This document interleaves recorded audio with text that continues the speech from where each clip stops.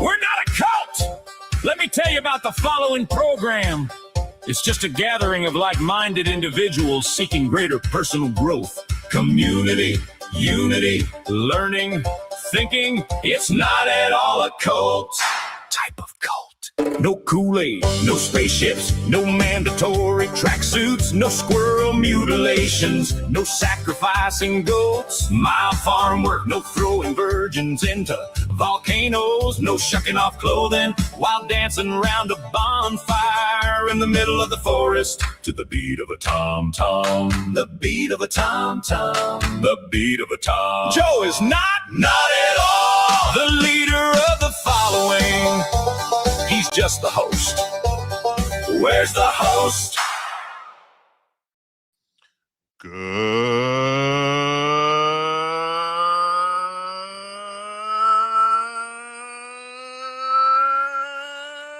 evening, everybody. Welcome to the following program. I am your host, Joe Newman, a.k.a. Good Lawgic. I hope you all had a phenomenal whatever period of time it is since you last saw me. Whatever that is. It might be an hour or two, might be yesterday. I don't know. I don't know when you were here last. Not all you check in with me. A few of you check in. Not all you check in. So whenever you last saw me since then, I hope it's been good. I hope it's been good. Tonight, what do we have for you? Well, first and foremost, not yet convicted rapist / self-proclaimed World War II history buff who has no idea what a Nazi SS insignia looks like, even if it's implanted on his chest, Graham Platner has dropped out of Maine's senatorial race. He's gone, adios. So, what does this mean? What did he say when he left? How is the political world reacting to this? Well, I got breakdowns for you on that. Plus, a shock in the Birthright Citizenship case. The case that we all thought was gone and dead may not be over. May not. May still be in works. The wheels may be in motion. They might be in motion. I don't know. Well, we're going to examine that. Judge Hannah Dugan. She escaped. She did. I had to just cover it. That's pretty much it. She escaped. She got free. She did.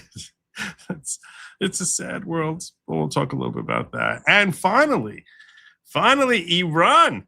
The battle with Iran is, alas, heating back up. All that and more. Plus, tonight we have a goal. If we get 15 Super Chats, Rumble Rants, PayPal, Venmo, Digger Dollars, Shekel, whomever.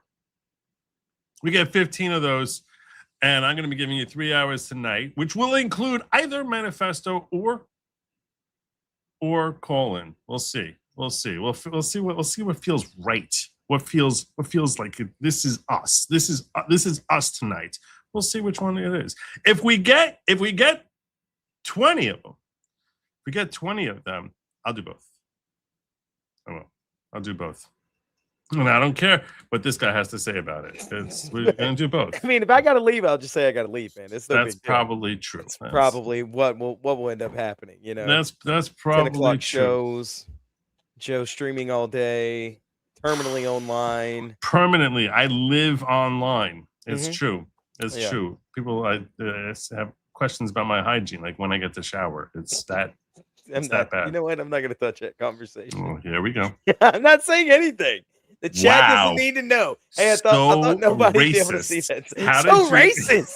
Whoa. Hey, hold up. Disgusting. That gun is loaded. That was buddy. awesome. That was horrible. That was horrible how your brain just works in that direction automatically. Don't point that gun at me, okay? Automatically, it just goes in that direction. Automatically. All right. Well. Hi, chat. How's it going? Hi, chat. Yes. So we should probably start with tonight's lead story, right? That's where we should go. Yeah, I think so. Like if you're gonna lead into a show, you might want to have a lead story. A lead story, yeah. Where is it? I don't control your tabs. If I did, I got my tabs. when it's 4 stories, I'm used to having 3 stories. I'm not used to having 4 stories. When it's 4 stories, I get very easily confused. I get very, very confused. Here it is. This is what I wanted. Yeah. All right. Here we go. Our lead story tonight is Graham Platner. I heard something about that. You know who he is? A little bit. He's the guy who supposedly went all rapey on his ex-girlfriend, breaking into her place, or going into her unlocked place when she said, "Don't come over." Yeah. Getting into allegedly, not yet convicted rapist Graham Platner, then forced himself upon while she's screaming no, and he's blackout drunk. Yeah. That's how I feel coming to the show every Wednesday. I assume that's the best explanation. Seriously, the best explanation. It's the only way to really understand what you're bringing to the table here. So Graham, what did he do? What's this guy doing now? What's he up to now? So he was the odds-on favorite to beat Susan Collins. He was. But when the story broke about the fact that he attacked a woman and basically was abusive to women, the world didn't care because it was a Republican woman. So they said, "Oh no!" But then this week, Politico drops a second story about a Democrat progressive woman who's like, "Yeah, he kind of raped me." So now it's time to rally the troops and go. And the troops got rallied, and he basically canceled his appearances while deny. And then everyone who had basically been standing behind him and saying, "I don't care. A lot of people don't know that that's a Nazi symbol. A lot of grown adults are on kick with 14-year-old kids wearing just nothing but a towel. That's no big deal. God. It's no big deal."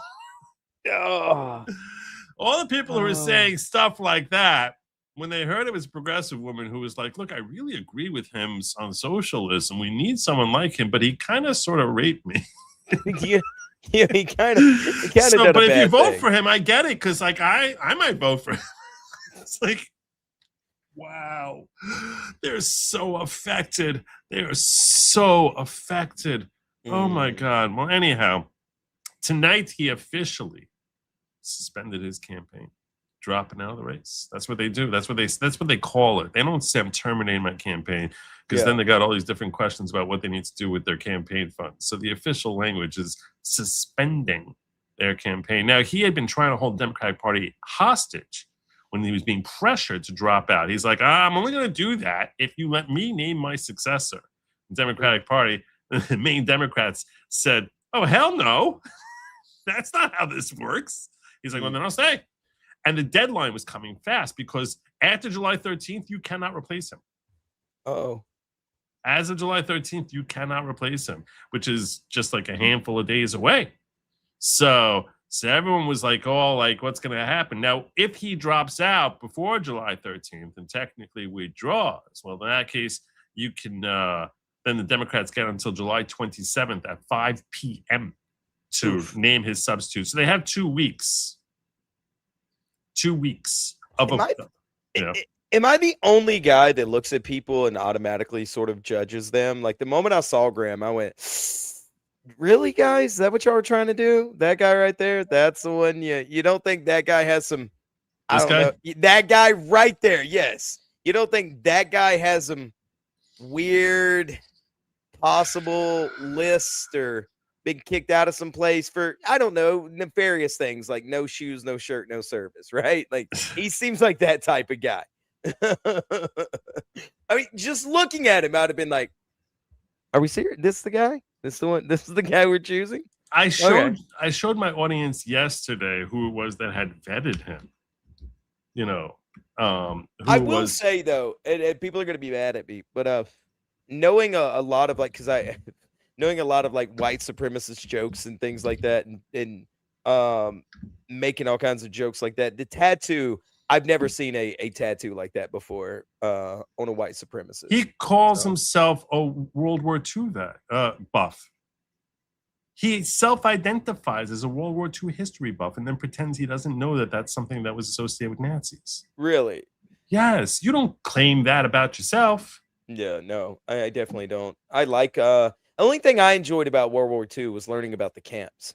Something about what this, how they built them, like the architecture. Nothing more. What do you don't keep looking sideways like that? I'm talking about the architecture of it. I'm an architecture buff. Really? Tell me about the architecture in the camps, since you're such a buff on this, and this was where you really focused. A lot of bricks. Uh-huh. So I'm not gonna. I don't know if these are the people who vetted Graham Platner. Oh, this guy. Not him. No, this is the I was about to interviewer. say, if this guy did the vetting, come on now. No. You're about to see he's interviewing the two people who vetted him. Okay, got you. I shared this yesterday, but I think that Sin needs to see the two people who figured Graham was the man. Platner. Well, so, I mean, we went through thousands and thousands of prospects. Then, Liam. Oh no! An oyster farm.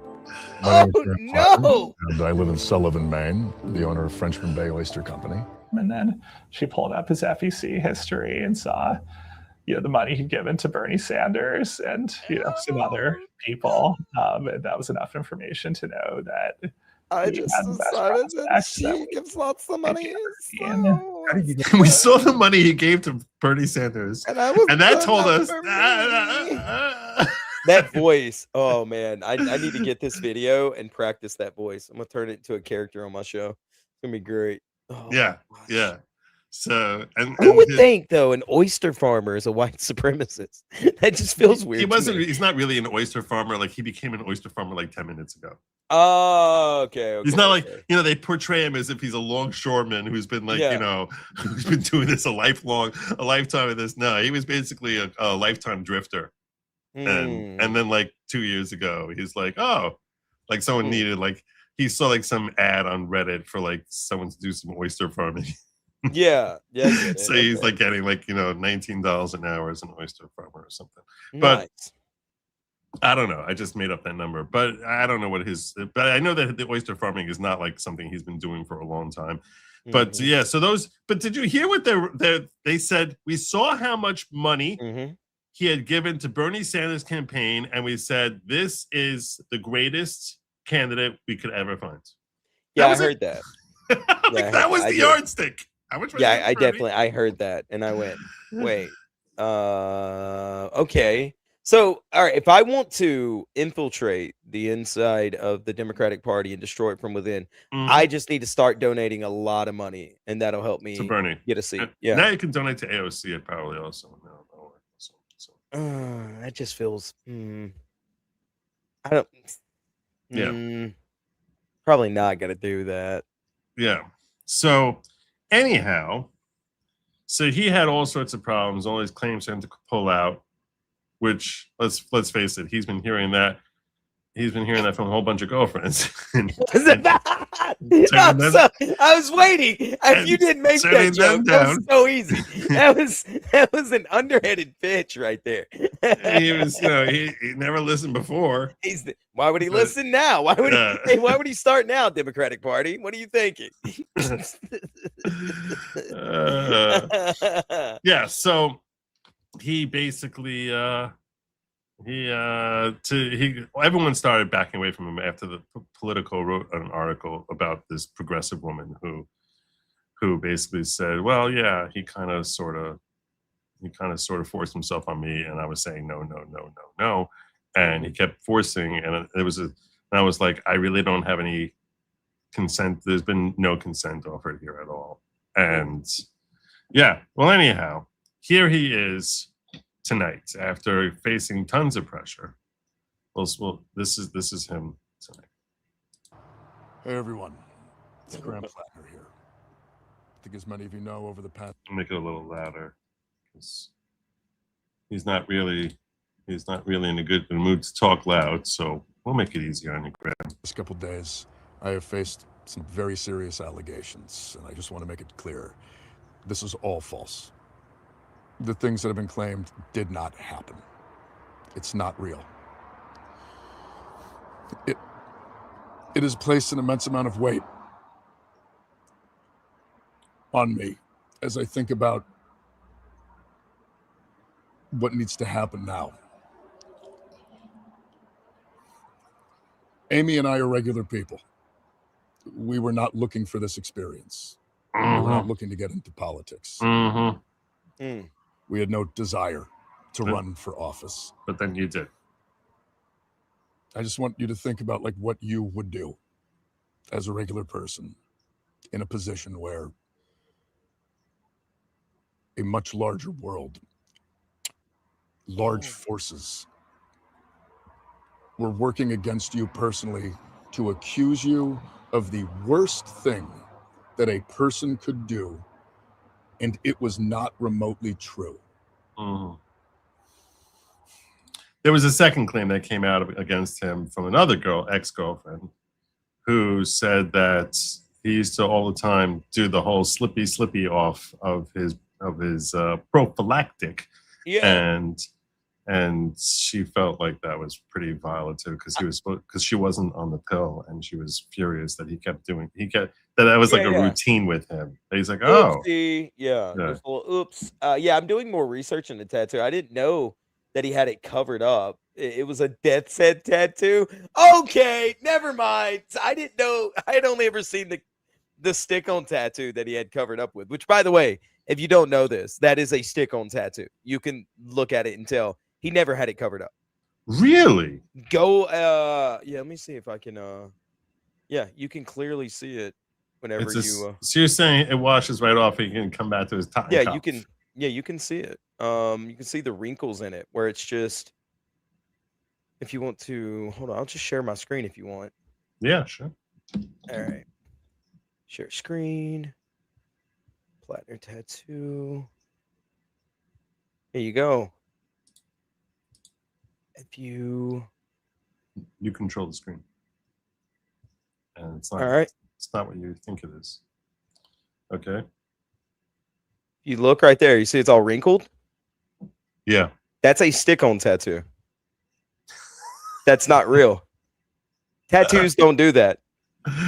No matter how new they are. See this right here? That is a stick-on tattoo where it's peeling off. Wow. I didn't even get it covered up. Wow. Graham, what are you doing? Son of a bitch. What are you doing, man? Yeah, that is definitely a stick-on tattoo. Good job, Graham. Wow. What a slimy joke. It's so slimy. There's no effing way you wouldn't know that's a World War II Austrian painter party similar as a World War II buff. I didn't know it was a what do they call it, a Totenkopf or whatever. That's it. Yeah. I didn't know that. I just saw the wolf one before, and I was like, well, I didn't even know that. Right. No, the Totenkopf. These two vetting went to the Leering Center in Minnesota. Probably true, Mary. Probably. The latest victim looks a whole lot like his wife. Yeah. I noticed that also. He has a certain type. He has a certain type that he likes to go back to. Yeah, maybe. He keeps going back to those babies. So oh man, this guy. This guy keeps going back there. So he has more to say about this whole thing because of course. I'll tell you this much. I think that he strikes me as such a skilled, polished liar. Everything about him to me just screams narcissist and like power hungry narcissist.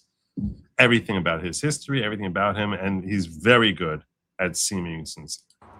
I learned about this through press inquiries. Yeah. With no time to truly respond, no time for investigations before a corporate media system and the political establishment got to act as judge, jury, and executioner.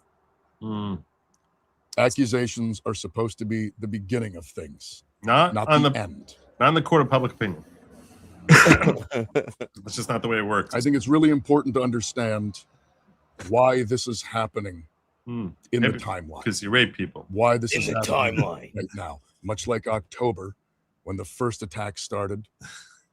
Much like the attack started in October.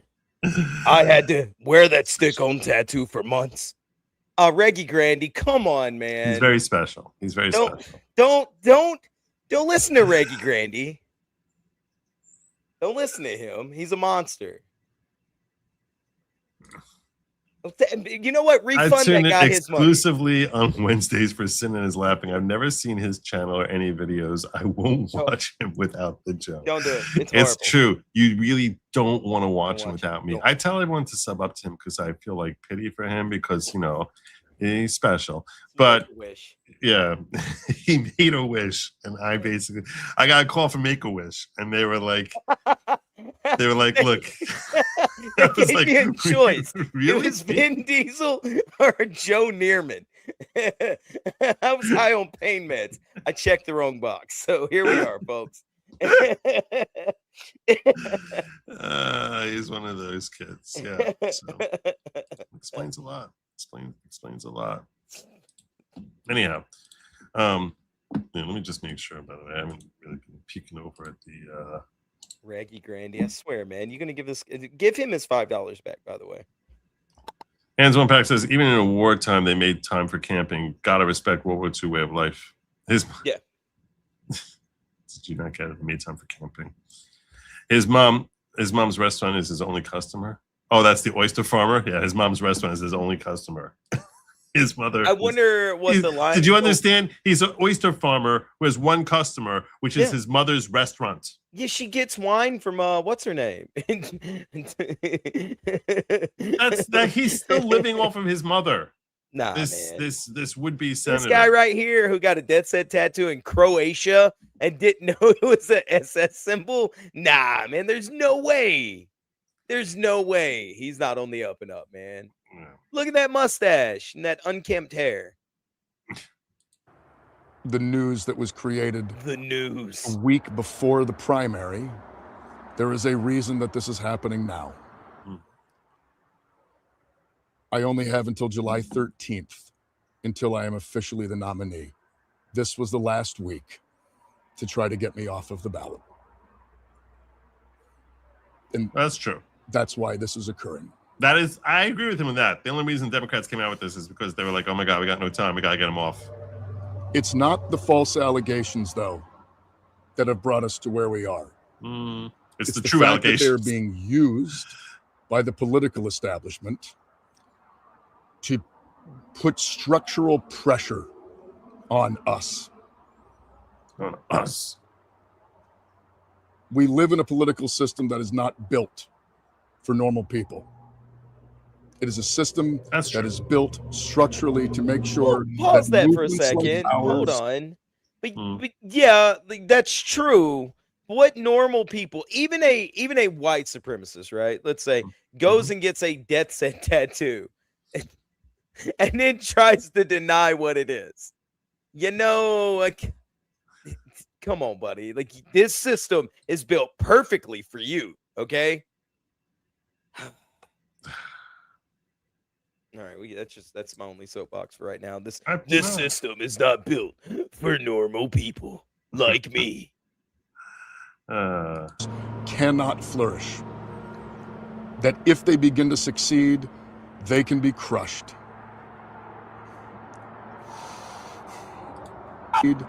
They can be. What we have accomplished here, you made possible. The people of Maine. The volunteers, the voters, the grassroots donors. And I have all the faith in the world that we could win if we could continue to harness that. But the brutal political reality is that they are going to take everything away from us.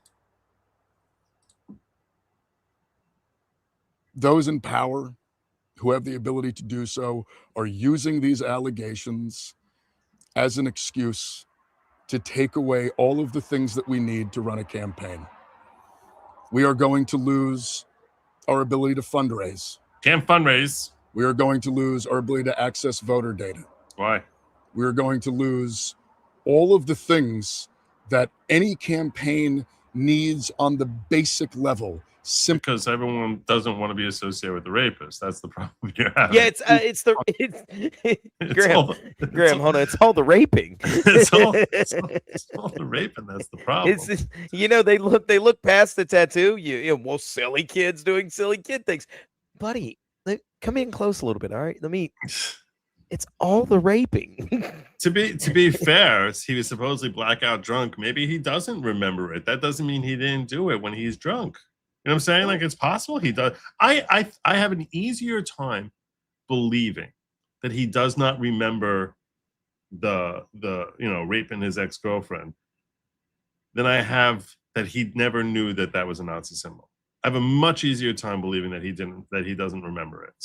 You know what I'm saying? That he's like, I remember going over there. I don't remember doing that, and her saying no. Like, it's right. You can definitely see how that could happen if someone's drunk out of their mind. Yeah, and that they don't blackout drunk.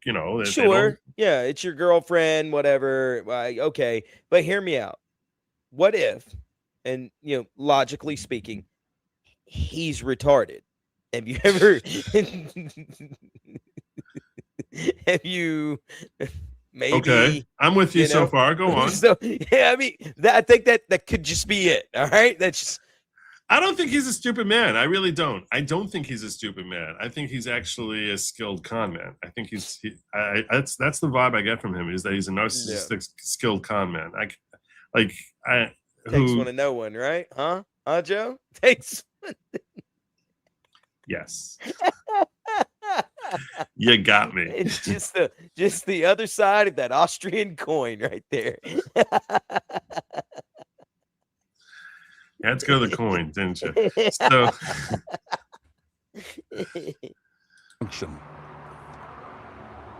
larger organizations, the national level party, the bigger donor networks, they have all committed to spending no money in this race if I'm in it. They would rather see Susan Collins win than have me be the next senator from Maine.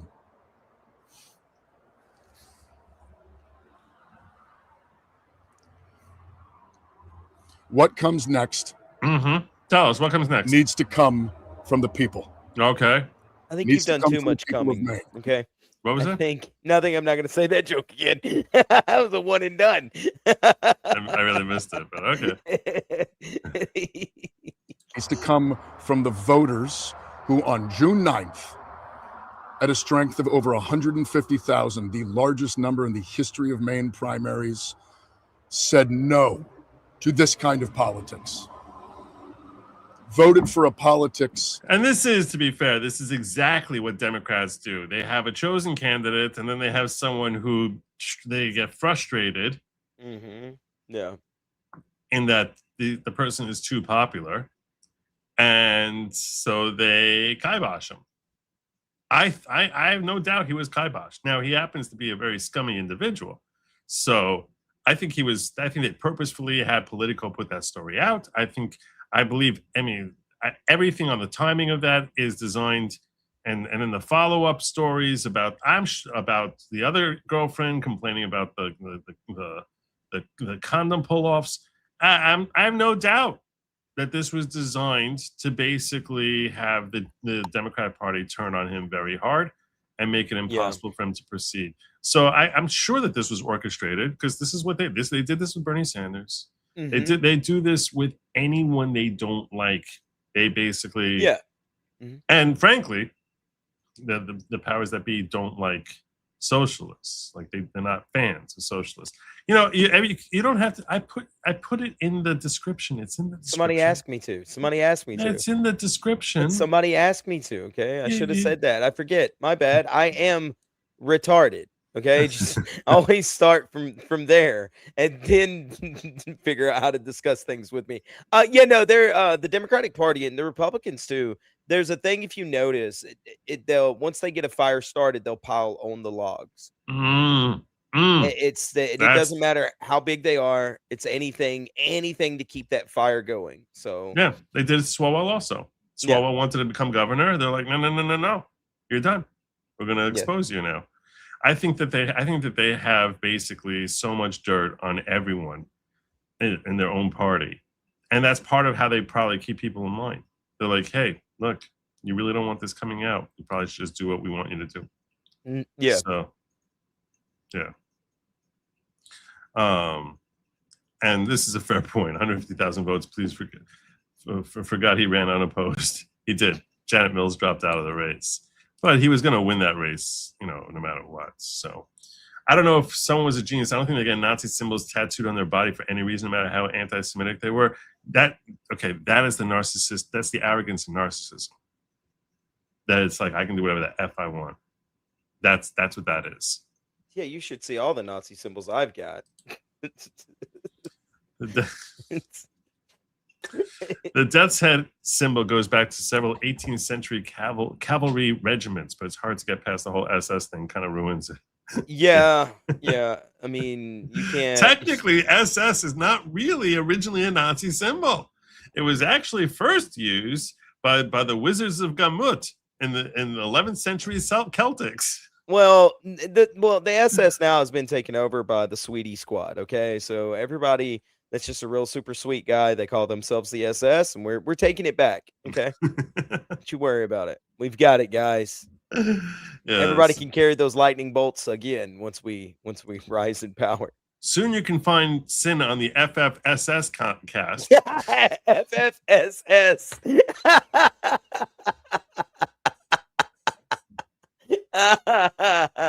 You just wait. The thumbnail, whenever I do bring you on my show, is going to have all kinds of Nazi symbolism just for that joke. So be ready. Be prepared. I have no doubt. That would actually represent them.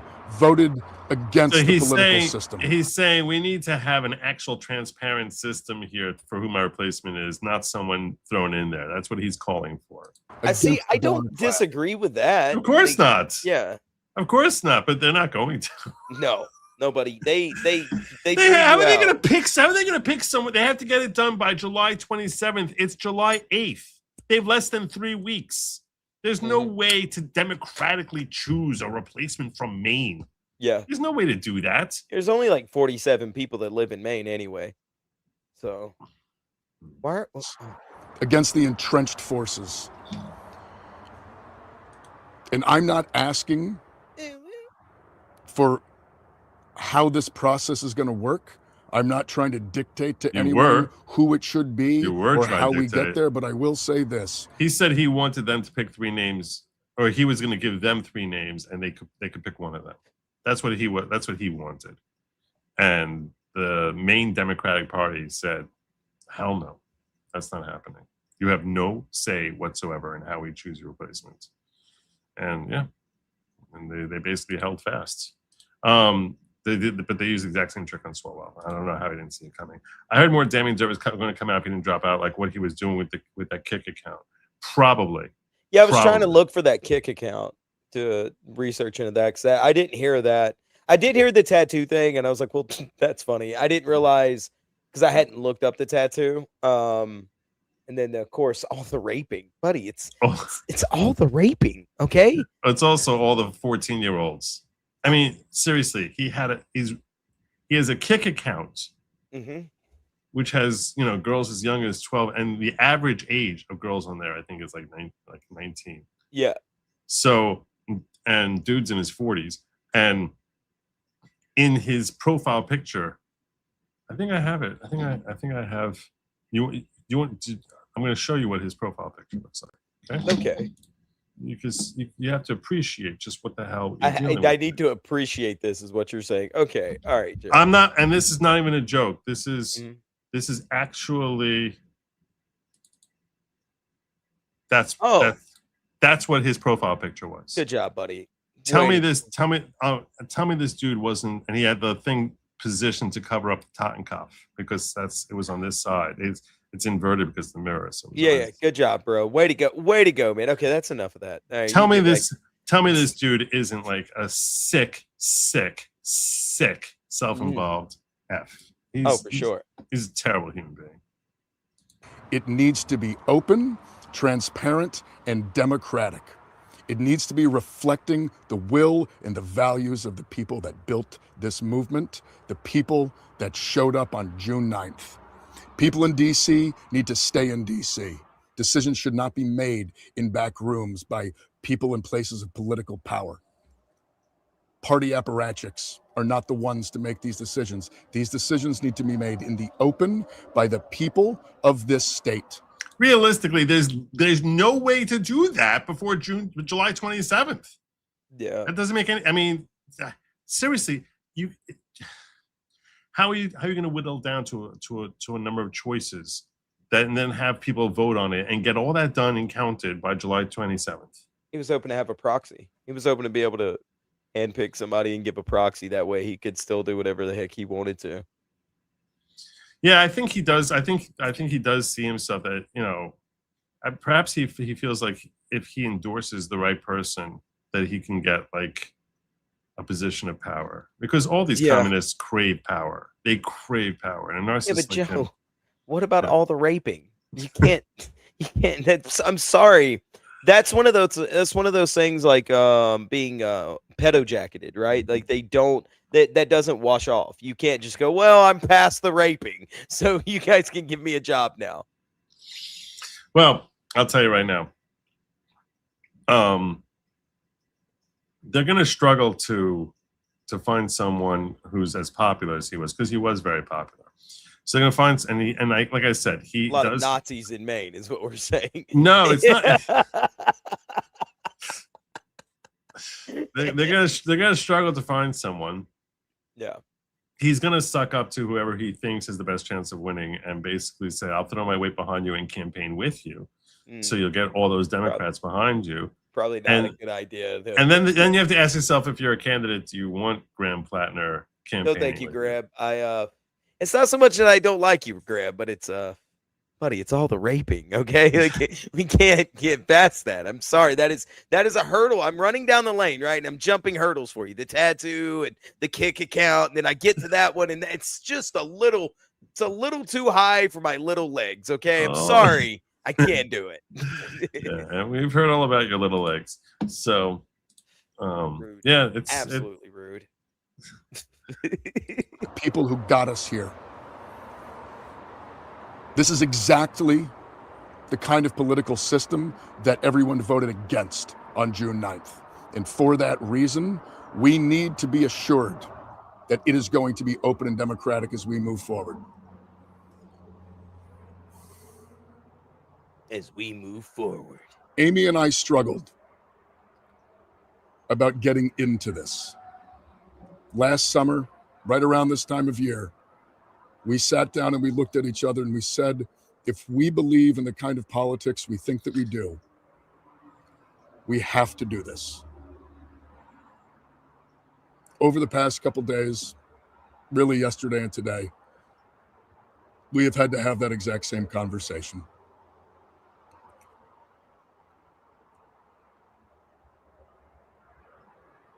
We believe that for the movement to continue, I like how he looks up as if he's trying to think of what to say next and not like he's reading. Yeah. It can't be me. And for that reason,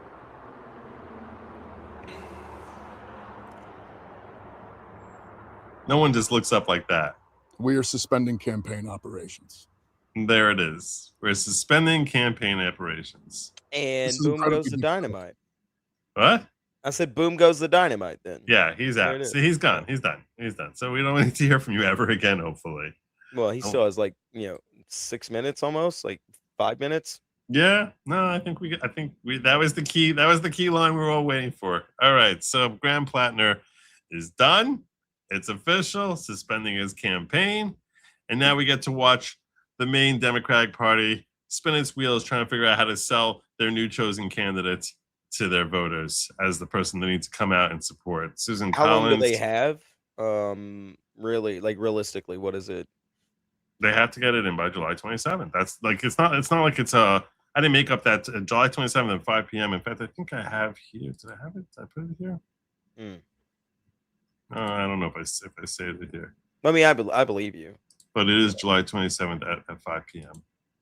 And here's Fetterman weighing in on it. Fetterman, who hates him, John Fetterman. So he called into Fox and Fetterman Friends. is a Chad. He is I never awesome. thought I would like Never. Fetterman. When I first saw it, Never. I was like, I'm going to hate this guy. Yeah. Yeah, I thought I would hate him too. Senator, thank you for calling in and joining us. What did you make of that announcement? I'd say that the trash took itself out, you know, threw it out. Nice. Yeah. And now he leaves an accused rapist. He's the guy that he'll be remembered, a guy that spent 10 years in Kick, the platform, that's the Predator's Paradise. He now defiled his marriage and sent sexual messages to women as a newlywed, you know, and all the things he said. Now, Because he's a narcissist. He gets to go away. He can go back online. He can go around doing all the kinds of things. But yeah, the trash took itself out tonight, and now finally, people in Maine have a chance to really vote on someone that's not a piece of trash. How would you like to see that process carried out in Maine? How would you like to see? I don't know, but how would you? It's like I don't know how to do this. That weird long speech. It's like no one wants you anymore. I'm like, bro, you are an accused rapist. You know? Again, it's all the raping. You heard it first. It's all the raping. Are going, you know, straight back into oblivion, and now that's the reality. To give that weird long speech and pretend like people will miss you. No one's gonna forget you other than the guy that was pushed out of the election because a woman credibly accused you of raping her. And I should make this point. Part of what made her story compelling is there was a lot of corroborating evidence. Mm-hmm. Like she texted, she didn't go to the police, but she texted, you know, she texted her, she told her boyfriend about it in 2023, long before he was running for Senate. You know, her therapist confirms that she needed therapy afterwards for it. And there's text messages where she was, you know, she referred to him as being consensually limited or something like that. Like basically saying he doesn't really worry about getting your consent. Like he was warning someone who's talking about potentially dating him, that he has consent issues. So so all of these things that she was saying long before he ever, you know, came out as potential senatorial candidate, all confirm that she wasn't making this up. And that's why I say I believe it's possible he doesn't remember it. It's possible, but it doesn't matter whether or not you remember it today and you're sitting here able to convincingly or, you know, sound compelling when you're denying it, because at the end of the day, when you get blackout drunk, you're raping people, you're still a rapist. No, you know what? I'm not doing that. Okay. You're still a rape. It doesn't change anything. It doesn't change anything at all. It doesn't change anything at all. But he's about to call out Bernie Sanders. Bernie Sanders was Platner's biggest fan. So that's his legacy. You know, all that weird long speech, that's his legacy.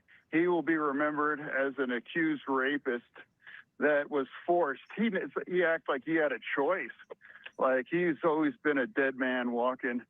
So it's a good He choked day. up a couple of times during that announcement. Do you think he thinks he's the victim here? Of course.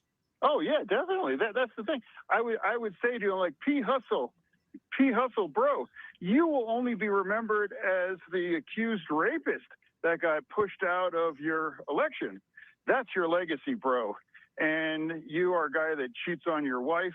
You're the guy that roughs up your ex-girlfriends. You know, that's your legacy, bro. So, Go you know, back Senator, under that rock that you came from. Senator, you have been very vocal about this for a very long time. You've been unflinching in your scorn for Graham Platner. Oh yeah, The how many? same cannot be said. Let me ask you. The same cannot be said about the leaders of your party. Oh yeah, absolutely. Yeah, like why? Like what Democrats like saw in that trash bag? What did they see in this guy? Was it the Nazi tattoo? Was the gross messages online? The way he roughs up women? And now like what's like why did you go in on this dirtbag?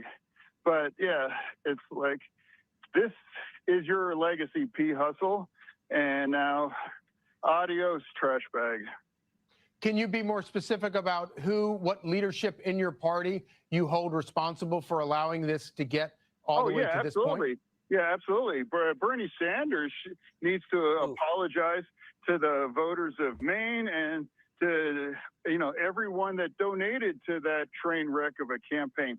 More than anyone, he pushed P. Hustle into the election, and now he keeps pushing these communists and these kind of awful anti-American people. So there's plenty of those people that have to humble themselves. Humble yourself and stop pushing. Humble thyself. These kinds of that's what Fetterman people says. On people in my party. Humble thyself, and he's right. He's right. They're basically. They don't care about the character. And it goes to show, by the way, all the things. He also dogs members of the military. So this guy, like, literally Nazi rapist, dogging the military, narcissist. Everything they say about Trump is actually, and all the BS lies they say about Trump is actually embodied in Graham Platner. And it just goes to show that the one thing they don't like about Trump is that he's not a communist. Is that he stands against communism. That's the only explanation. If he was a communist, they would love him. So, and here's why. I mean, these are the people that he's appealing to.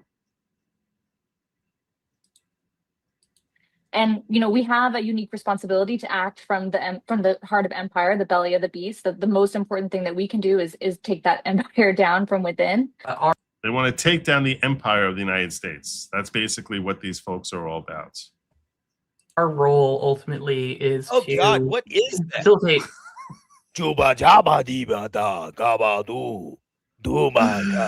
Seriously, no, I think that's Pat.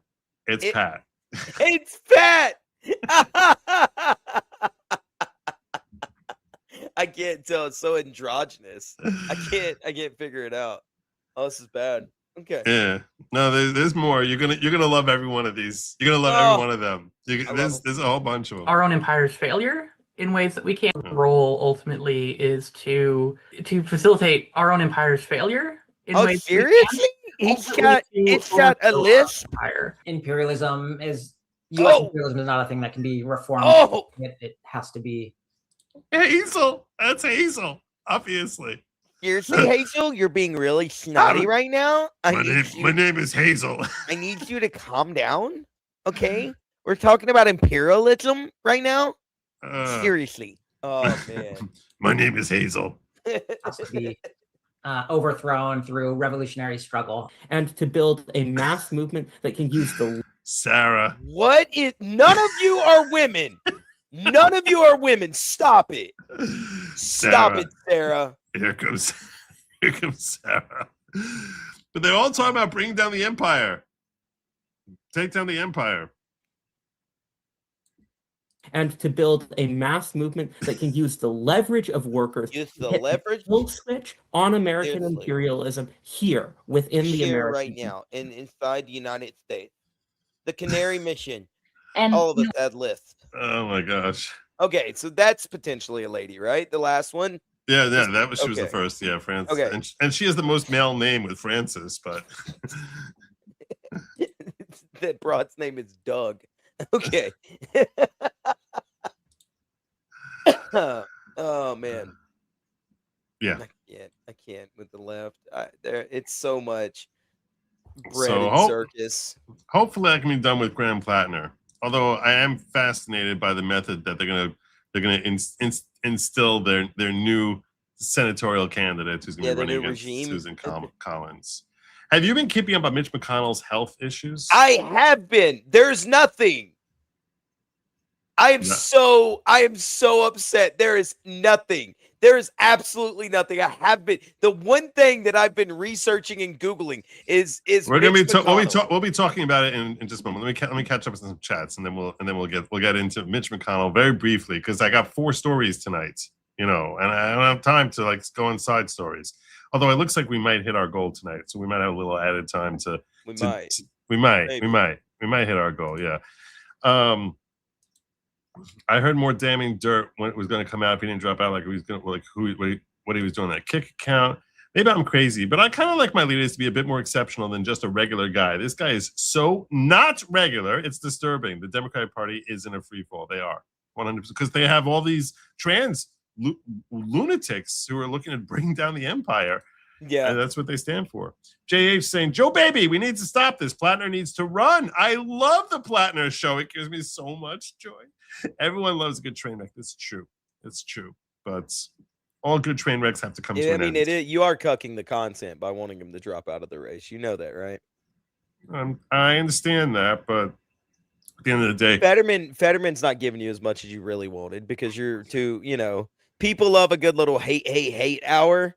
You know what I mean? And you can't do that with Fetterman. But the Graham Platner you could have milked him for a good 2 years. So at 6 years if he won the Senate. Yeah. Yeah. Actually, after seeing that profile pic, I don't believe he inappropriately touched any women. He's a Jack Murphy type. No, I don't think so. I think I would bet anything that he's got all sorts of relationships with underage. Jack Murphy, the guy who broke the cardinal rule of every man, never have a picture with your feet and your face in it at the same time. I never saw that one. Never do that if you're a man. I had someone ask me if I have some Jack Murphy in me, because he has a 2-tone beard. I was like, no. He died. He has black over here and white on the sides. Yeah. I'm the anti-Murphy. You're the reverse Murphy. Yeah. He dyed his those. He used I forget what it was, but he did dye it. That was another thing that came out. It's funny. That's another thing you're not supposed to be doing. Mm-hmm. Don't dye your beard. As a grown man. And rule number 3 is, no matter the scenario, never get pecked. So no matter what, no matter how much she says she loves you, don't do it. You can't come back from that. Can't come back from that. He's so right. FYI, not the leader. Tom is a common name mothers use for their son's tallywhacker in the Southern Hills of Virginia. I call mine Old Grover because it's cute. I don't call mine anything. Yeah, I don't. Yeah. Thanks for the $5. I think he's not saying it's a name. I know. He's saying mothers. I know. He complains about the apparatchik while also trying to become one of the apparatchik. Of course, because every communist craves power. They all say that they're there for the people, but they crave power. They know that the folks at the top are the ones who get fat. He's a passive-aggressive, narcissist sociopath. I saw 2 minutes of him and I knew. This is true, Kemi. Just like my ex-husband, now he's playing the victim, but he manipulatively embraces all his voters as victims to save face. Yep, that's exactly how they operate. Sin, can you teach Joe how to make an MP4 file? The Locals post of his intro song is not downloadable, but it's cute. I really want his song as a ringtone on my phone. Jay, I'll tell you what. I saw this super chat come in, and what I did was I went and I converted it to an MP3 from Suno, which makes it downloadable. And then I converted that MP3 into an MP4, which turns it into a downloadable video. And if you will DM me either on Discord at Stimulated Cynic or on Twitter at Ambient Aristotle, either one, I'll get you the file. I've already taken care of it. I don't know why it wasn't downloadable from there. It's Suno. I thought it would be. Yeah, it's just because it's from Suno. You've got to take it and put it in a downloader from that, and then convert it. I downloaded it from Suno and then uploaded it from my computer. Yeah, it just pulls you You're to saying- Suno. It's saying I have to put an MP4. Maybe it's Locals doesn't like MP3s. Like maybe if I made No. It is an MP3, but what it does normally is whenever you do that, is it'll pull it straight from Suno, and it's not downloadable. You have to go around that. I did that. I've done all the work. I've got all of it. I'll send it to Joe actually, and he can put them in Locals for you. I'll send both of them to him. So. Thank you, Conley. Shiloh. Hi, Joe. Look at that. 2 years. Been here. It's been a great ride, Thank you, sir. Shiloh. Thank you for the awesome content. She was actually on the show when I was doing a live read of the Good Lawgic players from the trial of Donald Trump and specifically the testimony of Michael Cohen. So she joined and played a role in them. Did a great job. Phenomenal job. The 1980s want their hairstyle back. Yeah, that was. Well, so I had over in the Diggers. So Hands One Pack has been on it tonight. He says Michigan has not had our primary yet. Maine could still have another vote. You have your primary ballot set up. To just start figuring out who would be on the ballot is a process. You know what I'm saying? Like you can't. Yeah. And then you have to create the ballots, and then you have to set a date for people to come in, and it's a lot of work. Like what's your cutoff date for when someone wants to get on? It's very tricky. It's very, very tricky. He also says he sounds like he's talking about swinging Amy, and I struggled if we get into this. Oh, he sounds like he's talking about swinging Amy, and I struggled if we could get into this. God.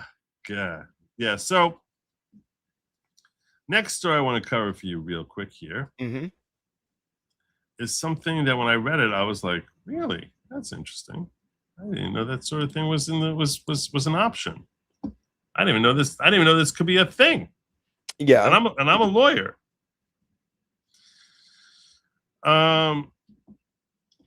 We have here President Trump announces he's filing for a rehearing with the U.S. Supreme Court on birthright citizenship after an anchor baby hospital was discovered in Texas.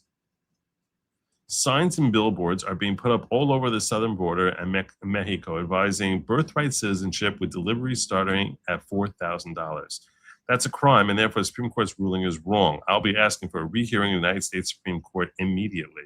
This miscarriage of justice will destroy America if they don't change their absolutely insane decision. U.S. citizenship is not for sale. And this is what he wrote. Signs and billboards are not being put up all over us southern border and Mexico advertising birthright citizenship with deliveries starting at $4,000. Likewise, similar signs going up all over our country. Billions of dollars will be illegally made by this scam with citizenship going to anyone willing to pay. It will be by far the number one way of becoming a citizen.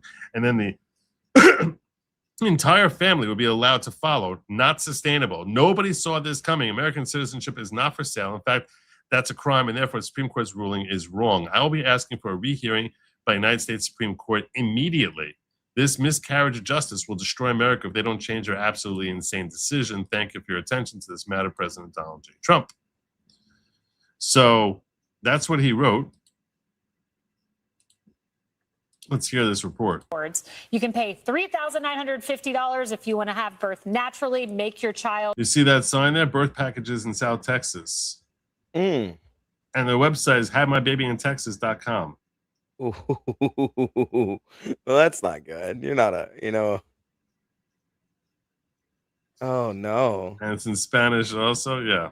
A U.S. citizen. Your foreign board C-section $5,525. I spoke with Ken Paxton on this, and he showed me pictures where there are houses in Texas that look residential. So it could be your neighbor's house, and you go inside the house, and there are rows of bassinets where Chinese women are coming, giving birth to a child, then going back to the Chinese Communist Party, educating their child there, and they have U.S. citizenship, which could amount to more than 1 million new voters in this country over time. Only a stupid nation would allow this to happen. They also have a website, havemybabyintexas.com. By the way, this big border advertisement right there is miles away from the border. So their audience are people that are crossing back and forth. And by the way, if you think it's just Mexicans, no, that's just a checkpoint right there. People are traveling from all across. You think that's just Mexican? Mexico, go pregnant. It's not just Mexico. He sounds like a sassy black lady. I love it. You think that's just Mexicans? Yeah. They can't deny it because I'm the one who took those pictures that Right Angle News used. I took the picture in Mexico. That's Mayra Flores. Who's got 600,000 followers. First Mexican-born congresswoman in American history. So she's actually she's a congresswoman. Yeah. And she's the one who took the picture. And Mission Hospital is denying the billboard was in Mexico. Fox News used a picture I took myself in Mexico. This billboard was in Reynosa, Tamaulipas, Mexico. I made a post months ago. Here's the exact location. So, yeah. So are you familiar with the concept of the Supreme Court having a rehearing? That once they're done with the case, it can come back before them again? Does that sound like something that happens here? No, I've never. You've never heard of that, right? No. I was like, is this real? Like you can do that? Like this procedure for that? The reason I was unfamiliar with it, in my own defense, is because it's never happened in my lifetime. But it is a real thing. It can be done. Supreme Court Rule 44 says rehearing, any petition. This is Supreme Court Rule 44. Any petition for the rehearing of any judgment or decision of the court on the merits shall be filed within 25 days after the entry of judgment or decision unless the court or justice shortens or extends the time. The petitioner shall file 40 copies of the rehearing petition, shall pay the filing fee prescribed by Rule 38B, except that a petitioner proceeding in form of pauperis. No, that means if you're poor, you don't have to pay the money. The petition shall state its grounds briefly and distinctly and shall be served as required by Rule 29. The petition shall be presented together with certification of counsel or of a party unrepresented by counsel that is represented in good faith, also not relevant here. Copy of such certificate shall follow and be attached to each of the petition. Petition for rehearing is not subject to oral argument and will not be granted except by a majority of the courts at the instance of a justice concurred in the judgment or decision. What does this part mean? What does this sentence mean? What this means is that when you make an application for rehearing and you say, I want you to just think this through all over again. So in order for that application to be approved, you need to have one of the concurring justices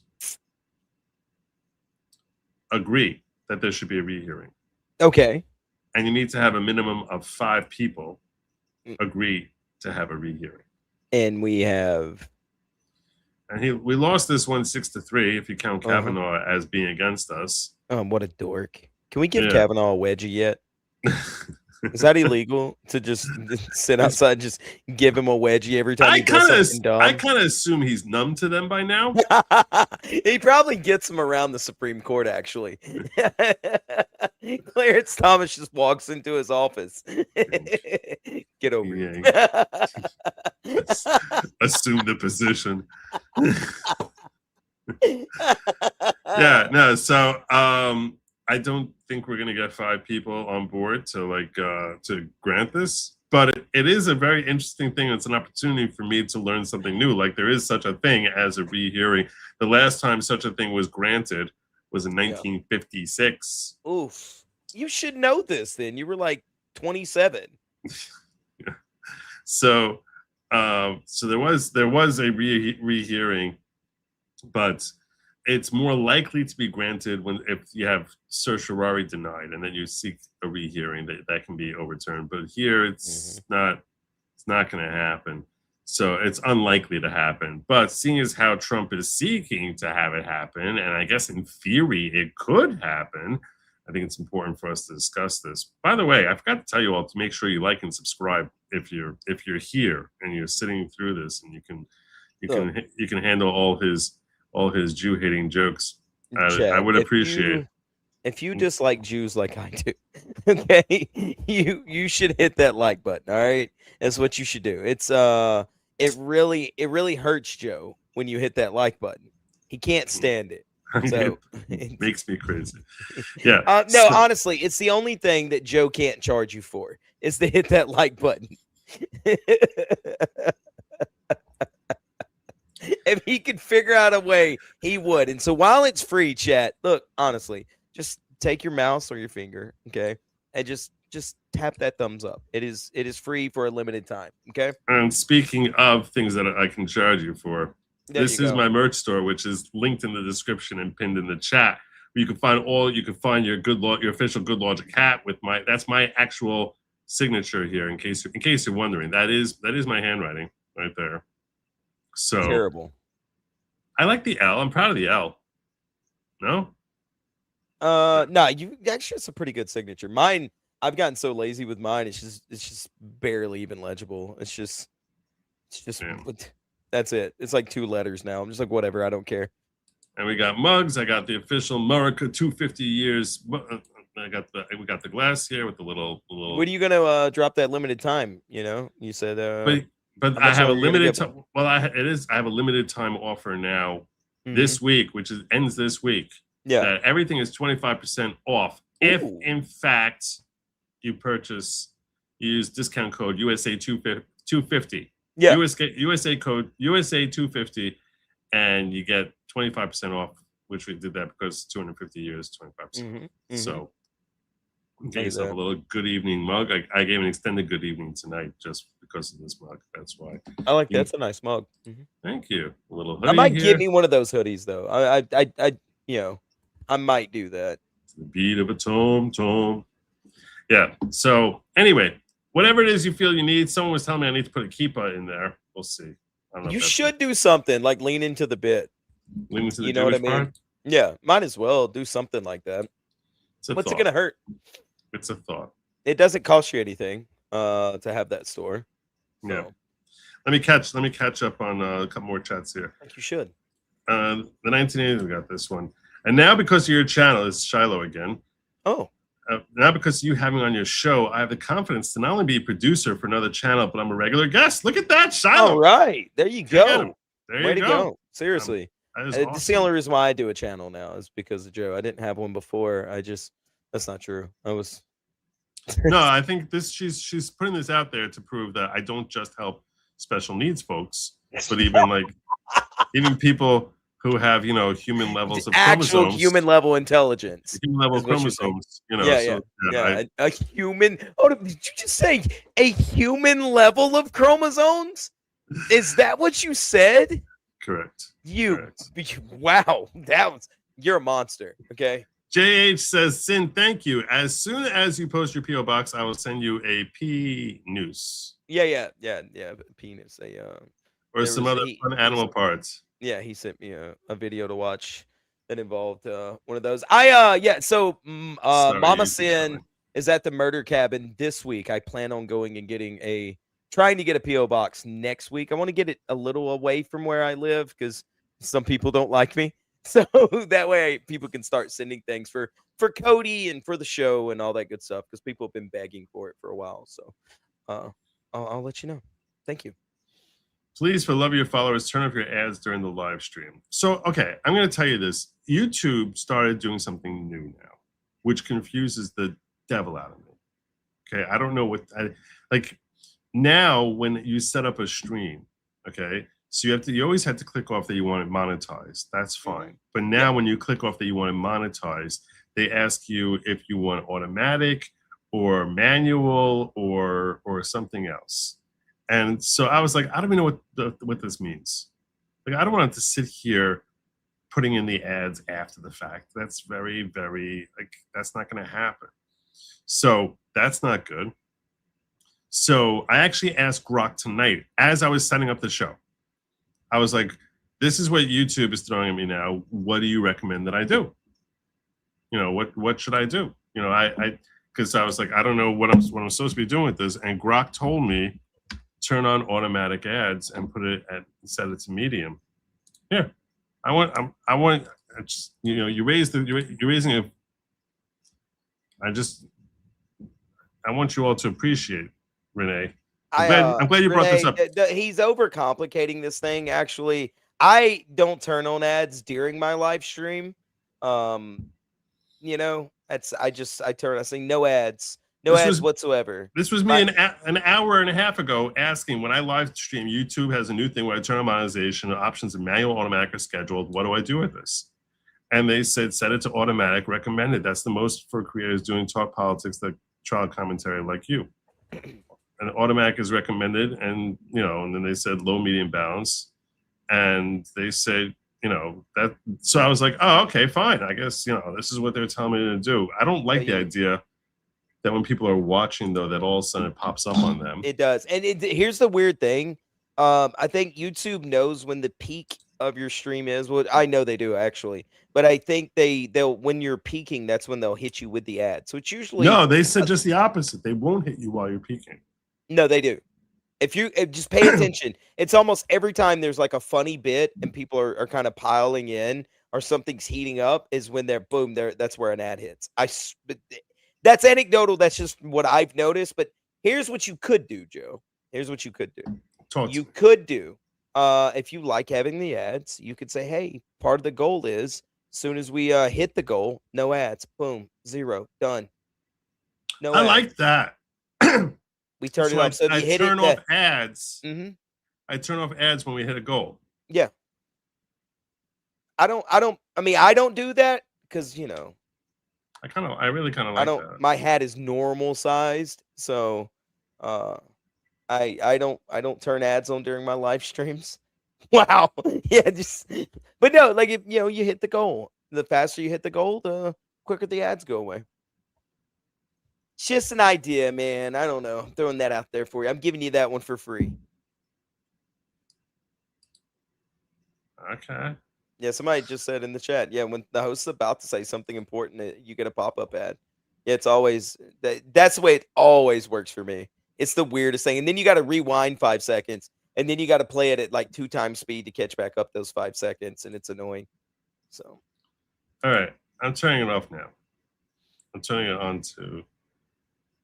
Make sure you turn it back on after the show, though, because you definitely want the ad rev after the show. Like if you don't tune in live, hey, sorry. So we normally get we get copyright claimed all the time, so we don't get to really run ads on our live streams after the fact anyway. Well, I just turned it off. Yeah. So now I gotta remember to turn it back on after the fact. But yeah, just set you a little. Don't you have like a what do they call them? Like a GUI or something that could run upstairs and remind you? Don't y'all keep one of those under your staircase? Yes, that's what we call them. We call them people. Right. Them people? Okay, I didn't say that. You know, why do you always got to take things and make them worse, Joe? No.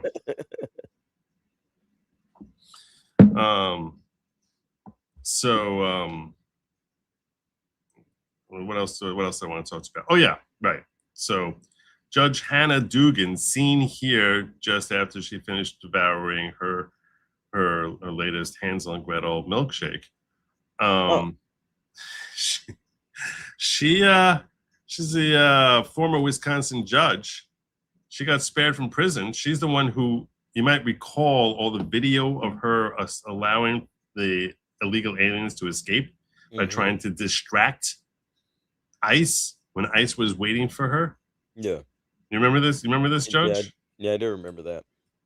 Yeah. So she basically got to walk today. She was convicted of obstruction. Oh. She was convicted of obstruction, and the recommended sentence was 15 to 21 months. And disgraced former Milwaukee Judge Hannah Dugan resigned from the bench after getting charged with obstruction of justice for distracting ICE agents and helping an illegal alien charged with domestic abuse. So this guy is not like anyone's Prince Charming. This guy is beating on women. She helped him escape through a back door to avoid arrest, and he was very skilled there. So a federal judge, he ended up getting apprehended. A federal judge found her guilty of obstruction of justice. She faced a recommended prison sentence of 15 to 21 months in prison with a 60-month maximum. Shamefully, former Democrat politician and current Clinton judge Lynn Edelman gave her no time. These Democrat judges, politicians, criminals in robes prove once again they protect their own. This is Lynn Edelman over here. And handsome fella. Yeah, he hit her with the $5,000 fine, no jail time. I feel like I had a bulldog that looked like that guy when I was younger. Is that not astonishing? $5,000, no jail time. Yeah, no, that's disgusting. I'm so sick of this like nepotism thing, this like protect your own type stuff. That's what it is. It is so disgusting. Why are you playing the Colt song again? No, I was switching over to see where we're at. On Sleeping Psychopathy, I see you in the chat. If you make fun of me while you're in the chat, I'm banning you from my show. Just so you know. Them's the rules. Them's the breaks. Okay. So let's hear this report about it breaking. John, well, this was a landmark case in the fight over the Trump administration's immigration crackdown, and this sentence came down no prison time and just a $5,000 fine for former Milwaukee County Circuit Judge Hannah Dugan, which is far less than the 5 years behind bars that she was looking at. U.S. District Judge Lynn Edelman explained that. How was that lady the same size sitting down as she is standing up? That was like a magic trick. How in the world? That made no sense. The 5 years behind bars that she was looking at. U.S. District Judge Lynn Edelman explained that prison time was not necessary given Dugan's decades of public service, saying there is no indication the defendant acted for personal or private gain. This isn't like the cases of public corruption. This is a situation where an otherwise good person, upset by immigration enforcement in this country, a sentiment widely shared, made a including by him. Bad decision in the moment. You're scum, this Judge Lynn Edelman. That's so scummy.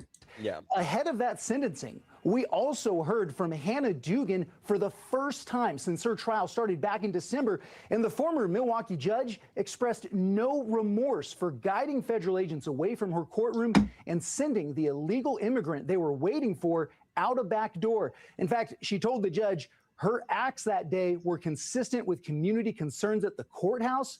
And she said, I will not let those minutes define my life's work. It is my intent to return to public service.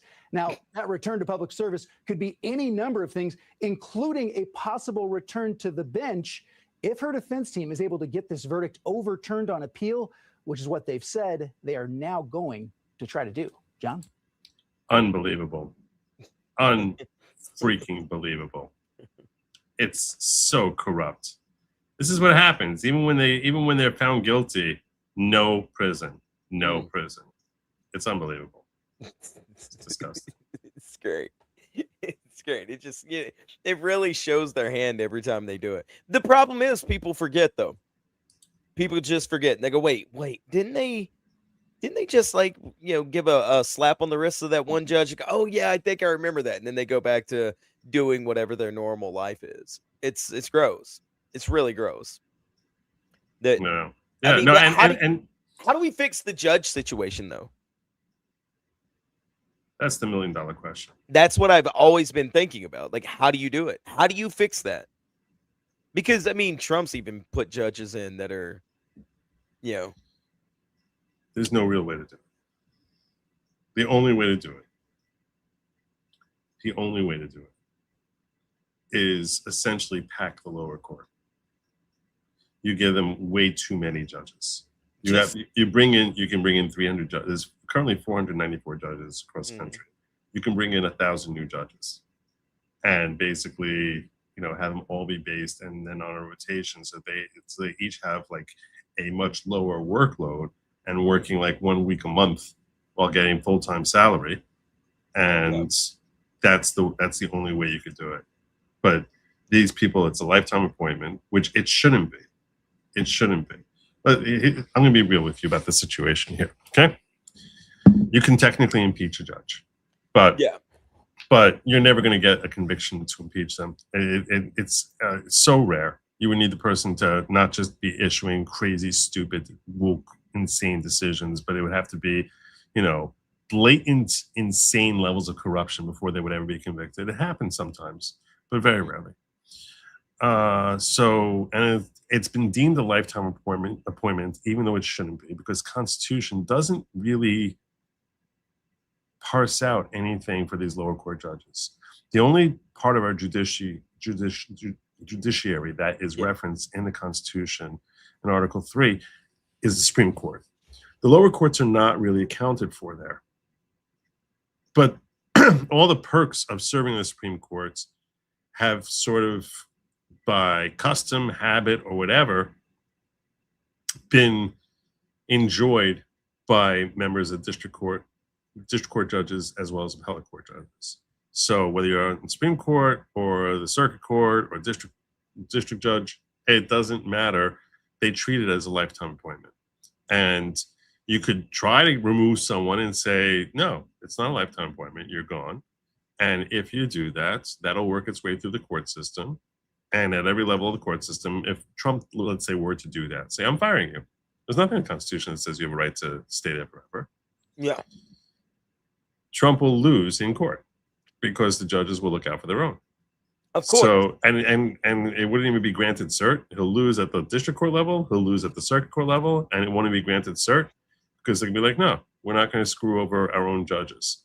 So none of that is going to work if he tries firing them and removing them. Even though they don't have constitutional privilege, they will be treated as if they have that constitutional protection.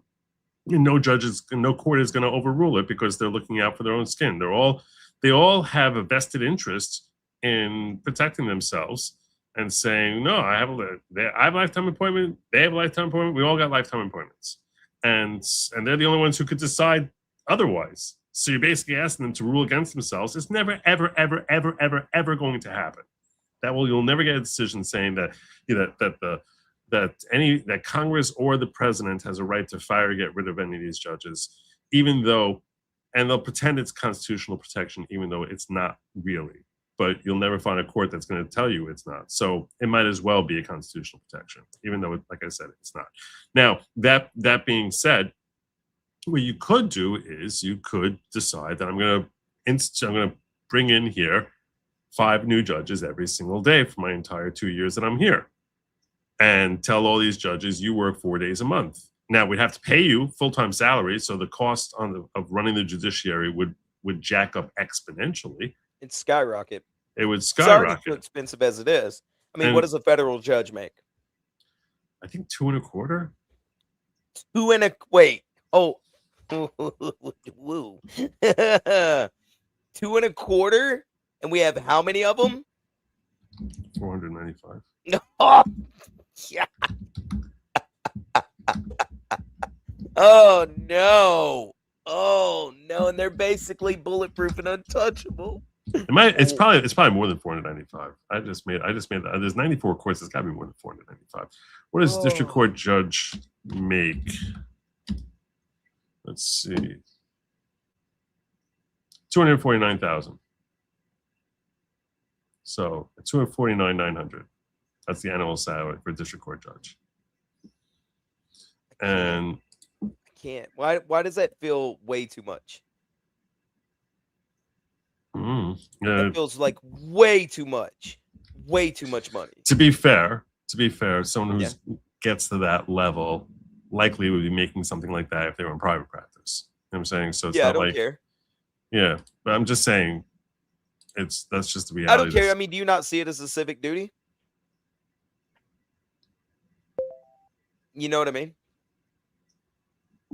Yeah, I understand what you're saying, that it's a civic duty. I'm simply saying I agree with you that there's a nobility to serving as a judge, and it should be seen that way. But that's just not. Good luck. Good luck with that. Let's ask Rock. And my opinion on this doesn't really matter. So Yes, it's your show. Of course your opinion matters. You can't do that. Yes, I do think that it should be viewed as a civic duty. Okay, I do.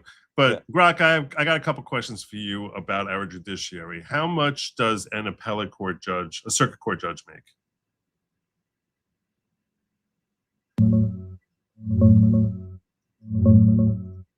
Federal Circuit Court judges, or appellate judges on the U.S. Courts of Appeals, currently make $265,000 a year as of 2026. Okay, so let's move on to the next thing here. Which are standardized across the country. I just stopped talking. I just want short answers. Don't give me long answers, okay? How many district court judges are there? About 670 active district court judges across. How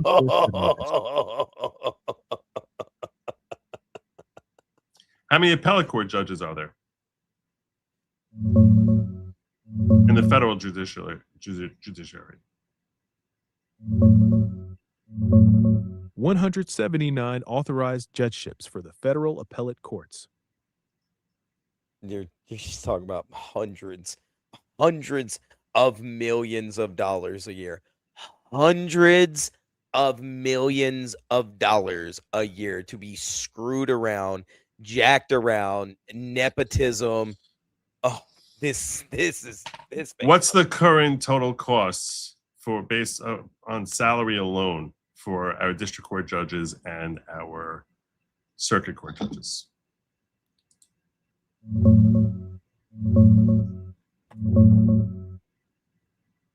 About $217 million a year, based on salary alone. Oh no. Oh no. So to fix this problem, we would need to basically take our, what was the total number here? We had 600, I said 679, but there was like basically about 850 judges or so. And you would have to water them down. In order to water them down, you would need to basically take our 850 judges and turn that into like 5,000 judges. And then when you turn that into 5,000 judges, basically what you're doing is you're taking that 200 million and you're saying we're going to spend $1 billion a year on judges. Yeah, it's not even counting like their staff. It doesn't count their staff. That doesn't count, the office space that you need for them, right? Because they got to each have their own office. You're not going to overlap them, double them up on offices. They're a freaking federal court judge. So, yeah, the cost would be astronomical. It'd be astronomical, and that's the only way to actually fix the problem that I can come up with. If anyone else has a better suggestion as to how, and even that wouldn't really alleviate the problem. All it does is water it down. They still would have, a bunch of them would still, you still get some terrible decisions from these woke justices all the time. So that's the only one that's even theoretically possible. Anything else, you can't fire them. If you did, the court would say it's an invalid firing. And they're there for life. See, that's where I have a problem with it. For life, so, yeah. I could if we had a way to get rid of them and it wasn't a position for life, I could rationalize the money. But the fact that there's nothing we could do when you have judges just holding up everything and just towing, they're not supposed to be political. That's the problem. But they are. They hold an allegiance to whatever. Normally, they hold an allegiance to whatever president, put them into power. Now, what you could do to try and work towards remedying, some sort of remedy for this situation is that you could say that judges going forward have a 14-year appointment. Yeah, like or pass a bill to that effect. Calamity Sue also has a good point that SKOTES should be able to fire them. Should be able to have a way to get rid of them. Yeah, should be. You need some sort of eject button on a judge. Also you could do. There has to be some way to go. You know what? Let's take your percentage of like voting party lines. You know what I mean? Or like agreeing with party lines with your tenure here and going, you know what? I don't think you're impartial. Your impartiality is in check here. Well, Hands One Pack is offering an interesting solution, which is Congress can dissolve all the lower courts, then remake them immediately after filling them with all new judges.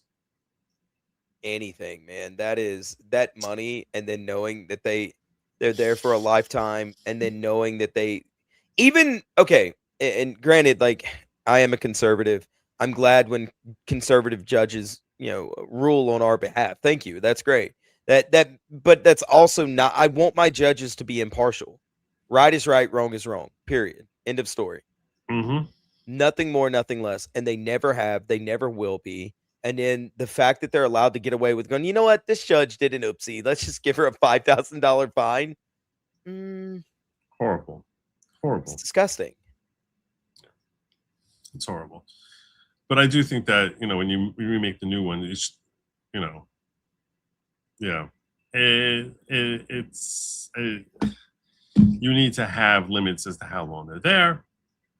And let's face it, as soon as you have the next stupid Democrat judge, they're just gonna water back the other way. It's a very, very challenging situation. It really is, because it's a mess. We've made a mess, though. We've allowed it to become a mess. And it's only going to get worse. It's only going to get worse because you might not be aware of this, but our law school system is at the highest tiers. So all the ones who are going, your Stanfords, your Yale, Stanford, Columbia, Harvard, all of these elite schools, they all are churning out the wokest of the woke lawyers. And those are the ones who invariably are most likely to be politically motivated and to have the highest levels of success in rising because of their prestigious resumes. So, if you look at the resumes of the Supreme Court justices, they all go to Ivy League law schools. And the Ivy League law schools now, it's not simply that it's not just that they're woke. It's like, oh, boo woke, boo woke. The dumbing down of these schools where they don't think, they're discouraged from thinking, even in law school, is frightening. It is horrifying. I shared a clip on my show here a year or two ago about a judge who went to Stanford. Understand this, Stanford, I think, is number 2 in the country. Okay, this is not just like a top tier law school. This is top 3 law school in the entire country. Stanford expects from any graduating class, you're going to see politicians, you're going to see, appellate court judges and Supreme Court judges. That's what you're expecting. Not from every class, right? Certainly the Supreme Court, but they're going to that they know that they are the breeding ground for that the kids who are coming out in class of 2026 from their law school are going to be politicians. They're going to be sitting on the bench in 15 years. Okay? Not a long time from now, not 40 years from now, but you're talking in 10 to 15 years that they can be sitting on benches. And when you look at how they reacted, there was this guy who came in, I can try to find it for you, this clip of how they reacted when there was a judge who came in that they thought was too conservative, and they didn't let him speak. They were screaming and shrieking like children. This is Stanford Law School, screaming and shrieking like children. And then when it was so bad, a dean came in to address the mayhem that was going on there, addressing a federal court judge, and started lecturing the federal court judge, how dare you show up to our school? And not recognize that you would be causing them pain. I mean, this is how they're being trained. These are our future judges, and that's how they're being trained. So you tell me what you think it's bad now. I'm telling you, it's going to get much, much worse. And the sad thing is that when the judiciary becomes a place where, Judge Sparkle is the norm, when that's the norm, we have serious problems. You just don't have any sort of balance. There's nothing there to keep us moored and tethered towards having rational findings, rational conclusions. We ultimately end up looking to the law, or invariably, in order to sort of, as like the sticking ground. It's basically the flag in the ground that we sort of hold on to, that like, look, at least we have the law and judges who are upholding the law. But now you have judges who basically don't give a damn about the law. You have a Supreme Court justice who has the audacity to get up in front of, in a public place and say, it's my job as Supreme Court justice to weigh in with how I feel about things. No, honey, it's not. It never has been. That's a retarded perspective. It's your job to uphold the law. You don't write the law. You don't make the law conform to your personal perspective of the way the society is supposed to operate. You actually go out there, see what the law says, and then apply the facts to the law. It's really that simple. And they make it as if like, no, it's that the law is all about my feels and my feelings. And that's where you have some stupid judge here who says, well, Judge Dugan, we understand what she was doing. You mean to tell me that there's like this paper that sort of like gives us everything that we should do in this country, like written down, like I don't know, like a rule book or something, some sort of like declaration of some sort, just, you know, like something like that, something like a, like, you know, like, what would you call it, like a constitution of things, that we could go and check your own homework with and see if you got the right answers. That seems weird. That seems odd. Now I think we got to just keep doing these rulings based off of how I feel that day. You know, who knows? I might have a grumpy tummy. Okay, and I need to issue a judgment one way that I'm not really you know, on board with normally. You ever thought about that, Joe? You ever had a grumpy tummy and made decisions? I should have. I should have taken that into account. Shame on me. Shame on me for not. Silly you, Joe, to think that maybe there's a you know, a big long list of rules that we decided that we all agreed upon in order to you know, run this country by. It's whatever. It's horrifying. I think this is. If it's so. No, it's not it. I was trying to find. I'm looking on X to try and find the clip, and I'm not seeing. I'm not seeing it.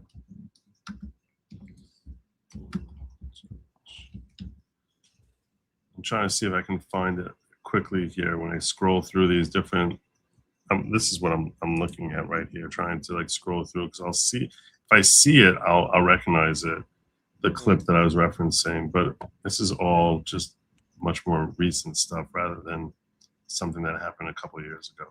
What the hell is this? Yeah, I don't know. That's my biggest thing is like, how do we Judge Amish over here? I'm sorry, go on. How do we like weed out these like these other judges know what they're doing. They look at it and they go, well, that was purely based off of how you feel or party lines, and nobody says or does anything. It feels like it makes my stomach hurt and my head go all like fuzzy thinking about it. It's so annoying. It's absolutely annoying. Yeah, it should.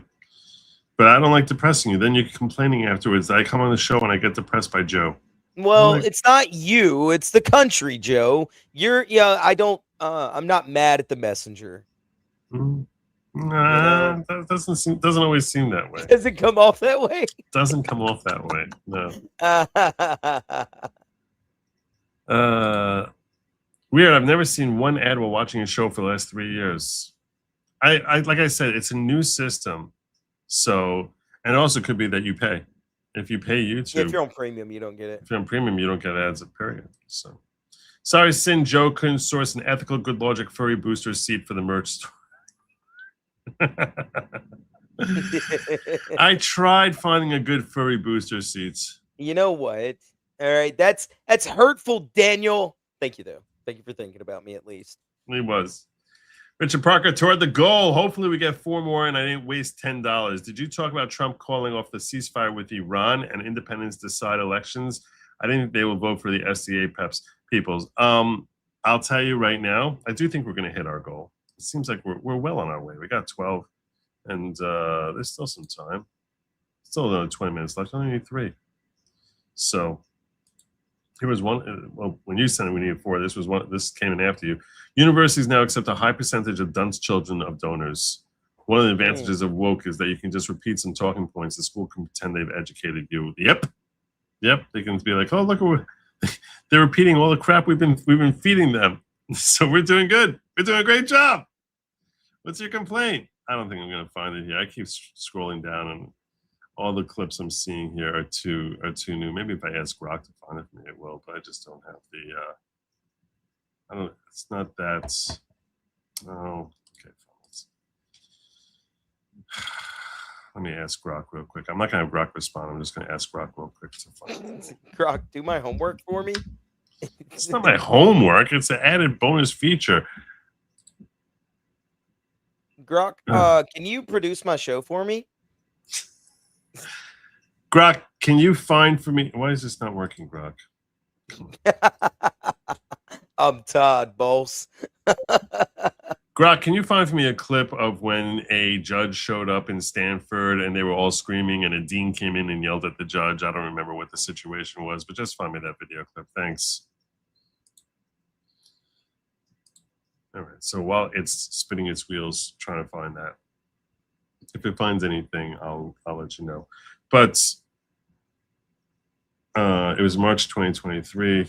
Judge Kyle Duncan was invited to speak, and they give me a Vimeo link. What the hell is Vimeo? Oh, Vimeo is like it's a video platformer. Like you know, it's like YouTube. Okay. Well, here's the clip. Judge Kyle Duncan.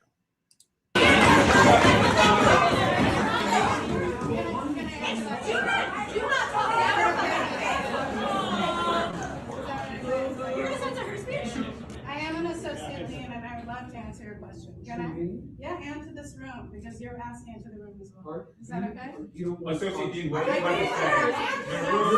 This is Judge Kyle Duncan. He's a federal court judge. Okay? He's not like some nobody. She doesn't need your presence. Okay, because you are also talking to the room. You asked for an administrator. She is an administrator. You just asked for an administrator in here. You want to someone?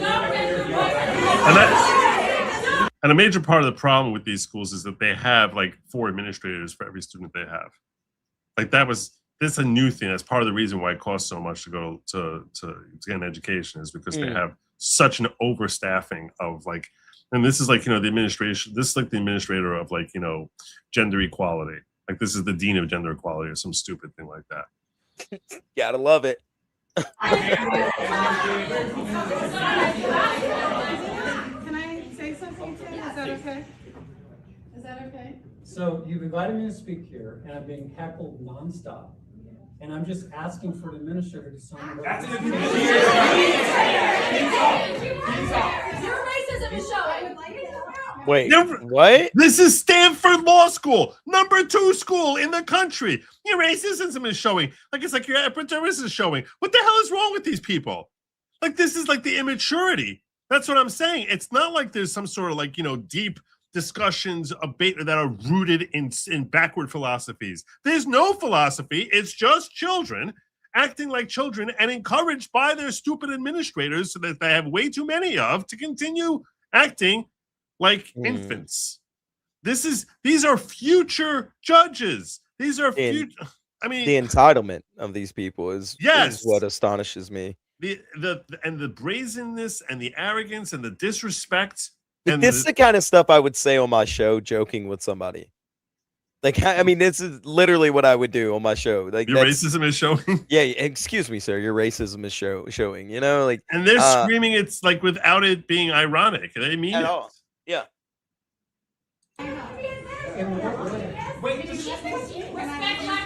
If you want respect black women, first of all, what? Second of all, maybe. I mean, look at they came in to march on his class that he was giving a lecture in. You want an echo chamber? What's the issue? Can I help? You want an echo chamber? You invited me here. I didn't say I have to come here. You invited me here. Yeah. Yes, I have prepared remarks, but they're not letting me get prepared. Go. Yes. And I had to write something down because I'm so uncomfortable up here. I don't say that for sympathy. I just say You look like you're probably uncomfortable everywhere, ma'am. It's just I'm uncomfortable because this event is tearing at the fabric of this community that I can't. It's the event. It's not the you have tightness to- of you have that to shirt. hear- Let her go. Let her go. Okay. Let her cook. I got Let you. her cook. Let her cook. All right. Just so you can appreciate just how backwana crazy she is. I don't know, and I have to ask myself, and I'm not a cynic to ask this, is the juice worth the squeeze? Is this worth it? This and this snapping, because that's the thing that like woke people do. They can't clap because that might be bothersome to some people's ears. So this is a communist thing that they do at the DSA conventions, that they snap. I'm not making this up. They really do. And she very clearly prepared for this moment because that becomes the theme. Is the juice worth the squeeze? Becomes the theme of like what she's like coming there. She was very proud of this line. Is the juice worth the squeeze?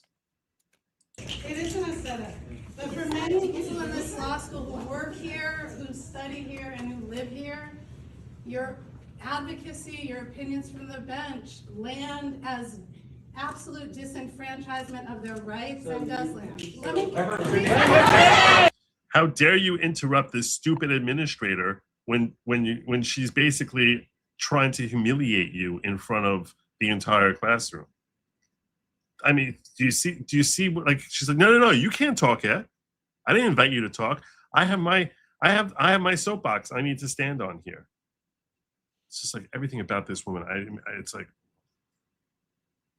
you remember Bill Burr? Oh yeah. There's a reason.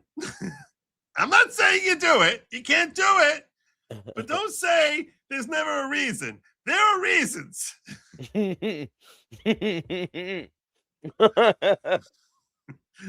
Look, I'm not defending people who come home from work and they're like, tuna casserole, pop. No, I'm not defending that. I'm simply saying, guy goes out there slaving away, working himself 18 hours a day, comes home while his woman's been sitting on the couch watching Oprah, learning why she needs to hate men. And she finds him there with his neighbor there. There's a reason. Don't say there's not a reason. There's a reason.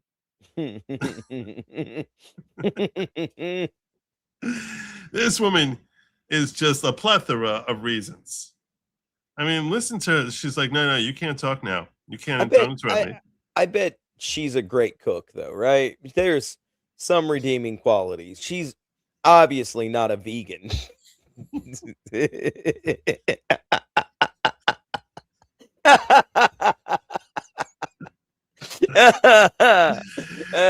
Unless vegan is the new code word for cheeseburger at McDonald's. I don't think she's a vegan. No, I don't think so either. Bench land as absolute disenfranchisement of their rights and does land. Oh my God. Let her finish! Please, let me finish. And it impacts directly their people, humans, their families, and their communities. And I'm uncomfortable, and it's uncomfortable to say this to you as a person. It's uncomfortable. No, you've been waiting for this moment. That for many people here, Ma'am, you've been uncomfortable about 200 pounds ago. Okay.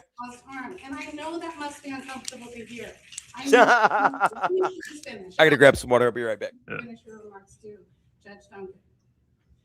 I'm also uncomfortable because many of the people in the room here I've come to care for. And in my role at this university, my job is to create a space of belonging for all people in this institution. And that is hard and messy. And that's an insane job for anyone to have. Not easy, and the answers are not black or white or right or wrong. This is actually part of the creation of belonging.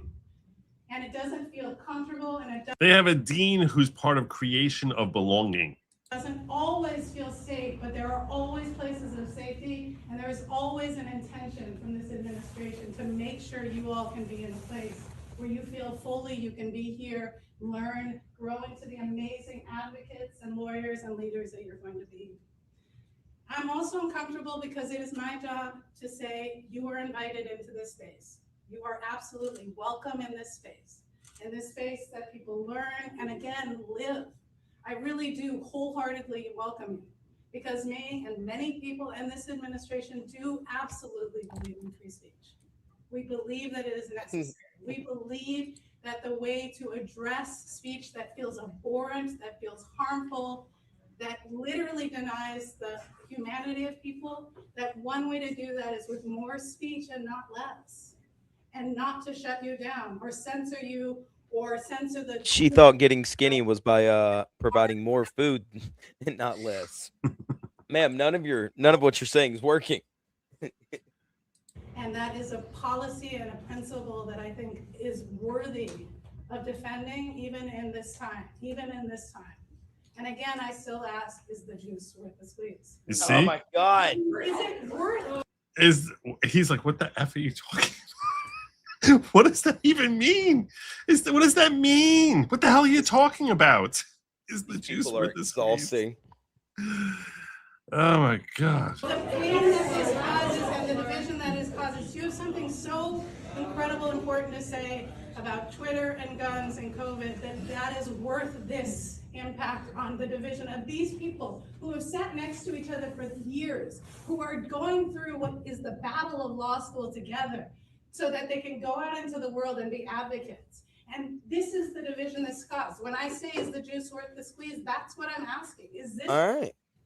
And I hope so, and I'll stay for your remarks to see, because I do want to know your perspective.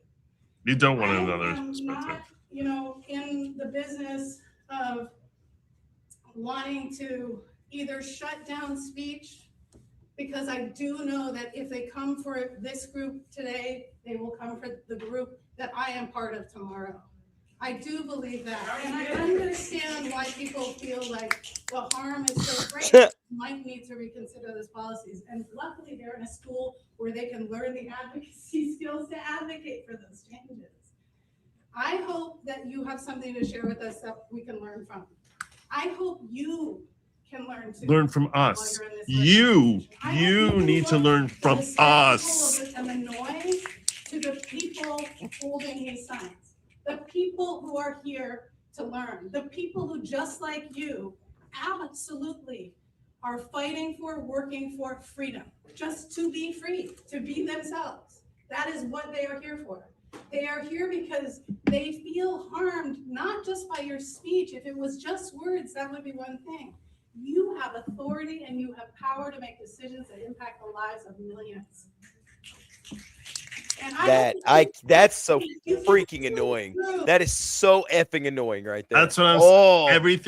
Everything about this woman I find objectionable. I would just pledge hand clap as loud as possible if I was in that room. I'm talking about just hurt my hands clapping, break my fingers, trying to clap as loud as I could. That would just prove you don't belong in her orbit. Well, I would try to stay away from her so I didn't get sucked into her orbit. Joe, help! Please help! Somebody help me! Being sucked in. Oh God, the black hole that is her heart. Oh God, yeah. So that's what I was saying. That's the future of our judiciary. Okay. So when you're sitting there complaining about how bad it is now, you will long for the good old days. You will long for the good old days 15 years from now. Alas. Good Lawgic, Stanford may just become the MySpace of law schools. Call me an optimist. We can hope. But I think it's still ranked number 2 now. This video is from 2023. Oof. So. And that's the thing, though, because you got these people that are indoctrinating kids. And then honestly, and this is like the only thing I can see, the only hope is people like Joe, right? Like allowing Joe to be able to come on here, providing hitting the goal, all these other things that you do for him. It allows that hopefully one of these kids one day is perusing the YouTubes and they go, who's this retard? I'm going to go on there and debate him. I'm going to argue with him in the chat. Do it. And then hopefully somebody like Joe or me or whoever that's discussing these topics or have been around long enough and are around long enough that they can potentially change the mind of some of these retards, because they're in an echo chamber. They really are. Indeed. So they get no pushback. Hands One says, college has been creating professional victims. Some days I wish for a good world war so these students can be drafted. Well, that's a bit extreme, but Zellian says, here's what we do.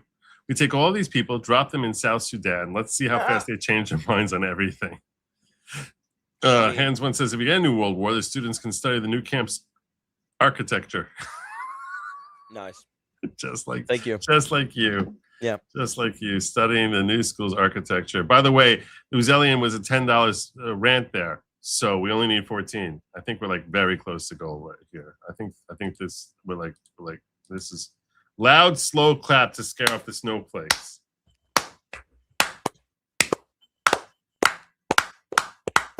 Just get them. They're PTSD, screaming, hollering, throwing things at you. They're trying to snap back at you.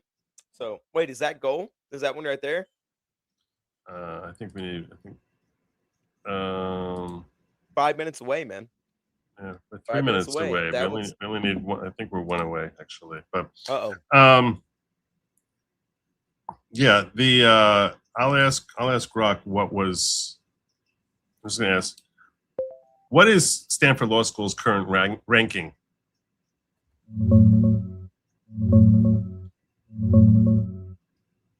Number 1. Stanford Law is ranked number 1 in the latest 2026 U.S. News Law School rankings. First time it's held the spot outright, ahead of Yale and Chicago. Number 1 law school. Oh, no. Yep, Stanford Law is officially the number 1 law school in the country right now. It took the top spot alone in the latest 2026 U.S. News rankings, ending Yale's long reign. It's also ranked number 1 in the Times Higher Education's global law rankings for 2026. Horrifying. Horrifying. I hope you're happy with what just happened, okay? With what you got to actually hit the goal on YouTube side. I just hope you're happy with that, okay? Look what you've done, all right, to me and my reputation. Despicable. You're a despicable human being. I want you to refund him, okay? Turner says, the level of stupidity isn't just annoying when it attains power. It leads to chaos and death. Alas, it's true. It's true. They always become very, very dark and evil. Very dark and evil. You can tell that she had whatever level of power she is. She's got to like fascistically. No, you shut up. I'm talking now. I'm talking. I'm speaking. That's what she learned that from Kamala. I'm speaking. Yeah. Thank you, Richard Parker, pushing us to our goal. And this is it. Sin is short. Goal. Thanks, Classa. Well done, all you fine people. You fine people. You've done very well for yourselves. Excellent job. Excellent work.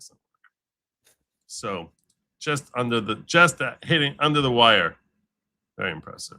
Let's see the little explosion of fireworks that YouTube puts out. I do too. I love watching that. It is a lot of fun. I like the new I don't know if you get them though, but very often the jewels that they're doing. They do these like jewels things where you can buy like little animals or whatever, and I don't know how we're like what we get as a cut from it, but a little like corgi or something will pop up in the chat for everyone to see. I've never seen that. Yeah. Unless you may not have activated it on yours. No, you haven't activated it on yours. What do I have to activate? There's you'd have to go into your YouTube studio, and I forget what they're called exactly, but people on my channel buy them all the time. They're a lot of fun. What are you talking about? There's a new thing for your chats and stuff, man. You go to earn and tell you what they are. I'm looking at my earn. Giving, membership, short feed ads, watch page ads, supers, partnerships, gifts. I think they're turn on gifts and live stream. Yeah, they're gifts. That's what they are. Yeah. And then people can they buy like little, I forget how like the cut works, but people do it in my chat all the time. FFS cast had the furry. Not a furry, Okay, furries are very terrible people. Stay away from them. Joe, there's another way to receive money. Great, Sin. Just what we need. Electronic furries. I'm not. Oh my goodness. I have to turn this on. They're gonna like reapply my foreskin or something. So yeah, legally he has to now that he's heard about it. No, They will take his yarmulke. Them's the rules. And the tassels that hang around his waist. Okay, and then he'll be ostracized because it would be different inside the kosher wire that he lives in. The kosher wire. Yeah, the little like string that y'all have around your neck. Yeah. Yeah. Oh, they're gonna throw me. They're gonna like. They'll throw him outside the wire. Is that what y'all want? Then who's gonna feed his stairway? Don't let them.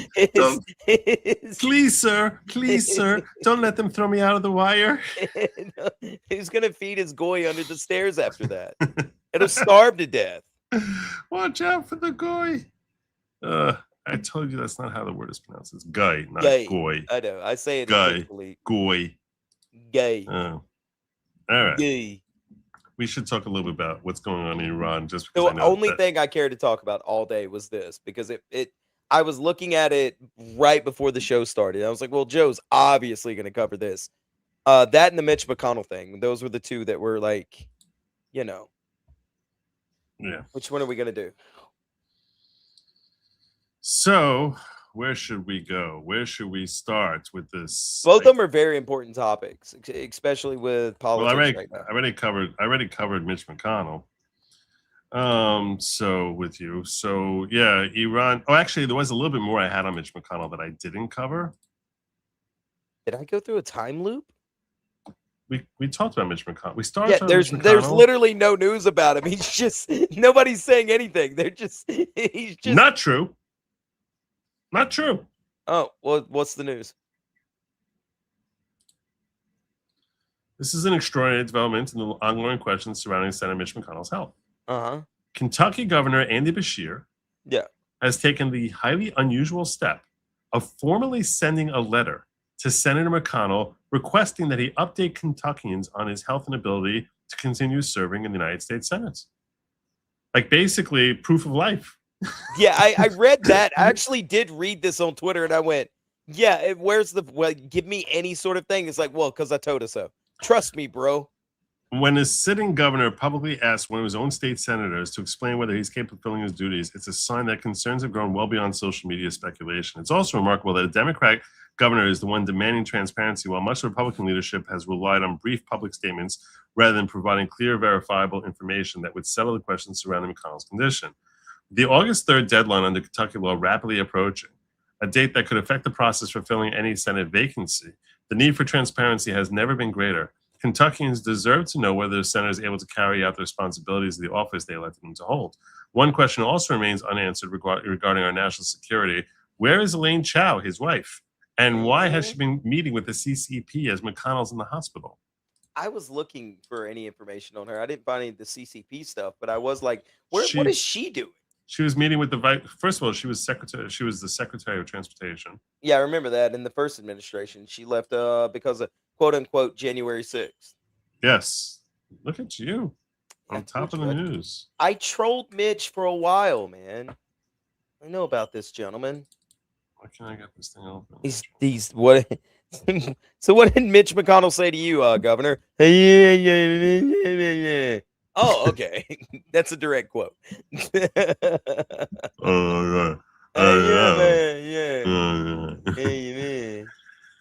July 8, 2026, from the office of the governor. Dear Senator McConnell, over the last several weeks, Kentuckians have grown increasingly concerned about the current state of your health and well-being and ability to hold office in the United States Senate. As governor, I request that you fully update Kentuckians regarding the current status of your health. As public office holders, we have made a commitment to our constituents to do our best to represent them and to always be transparent.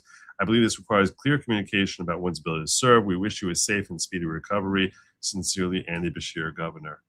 So there you go, Andy Beshear.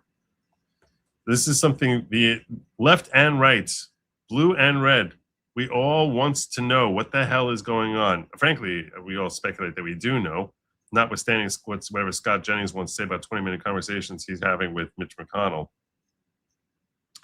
Do you think he's alive?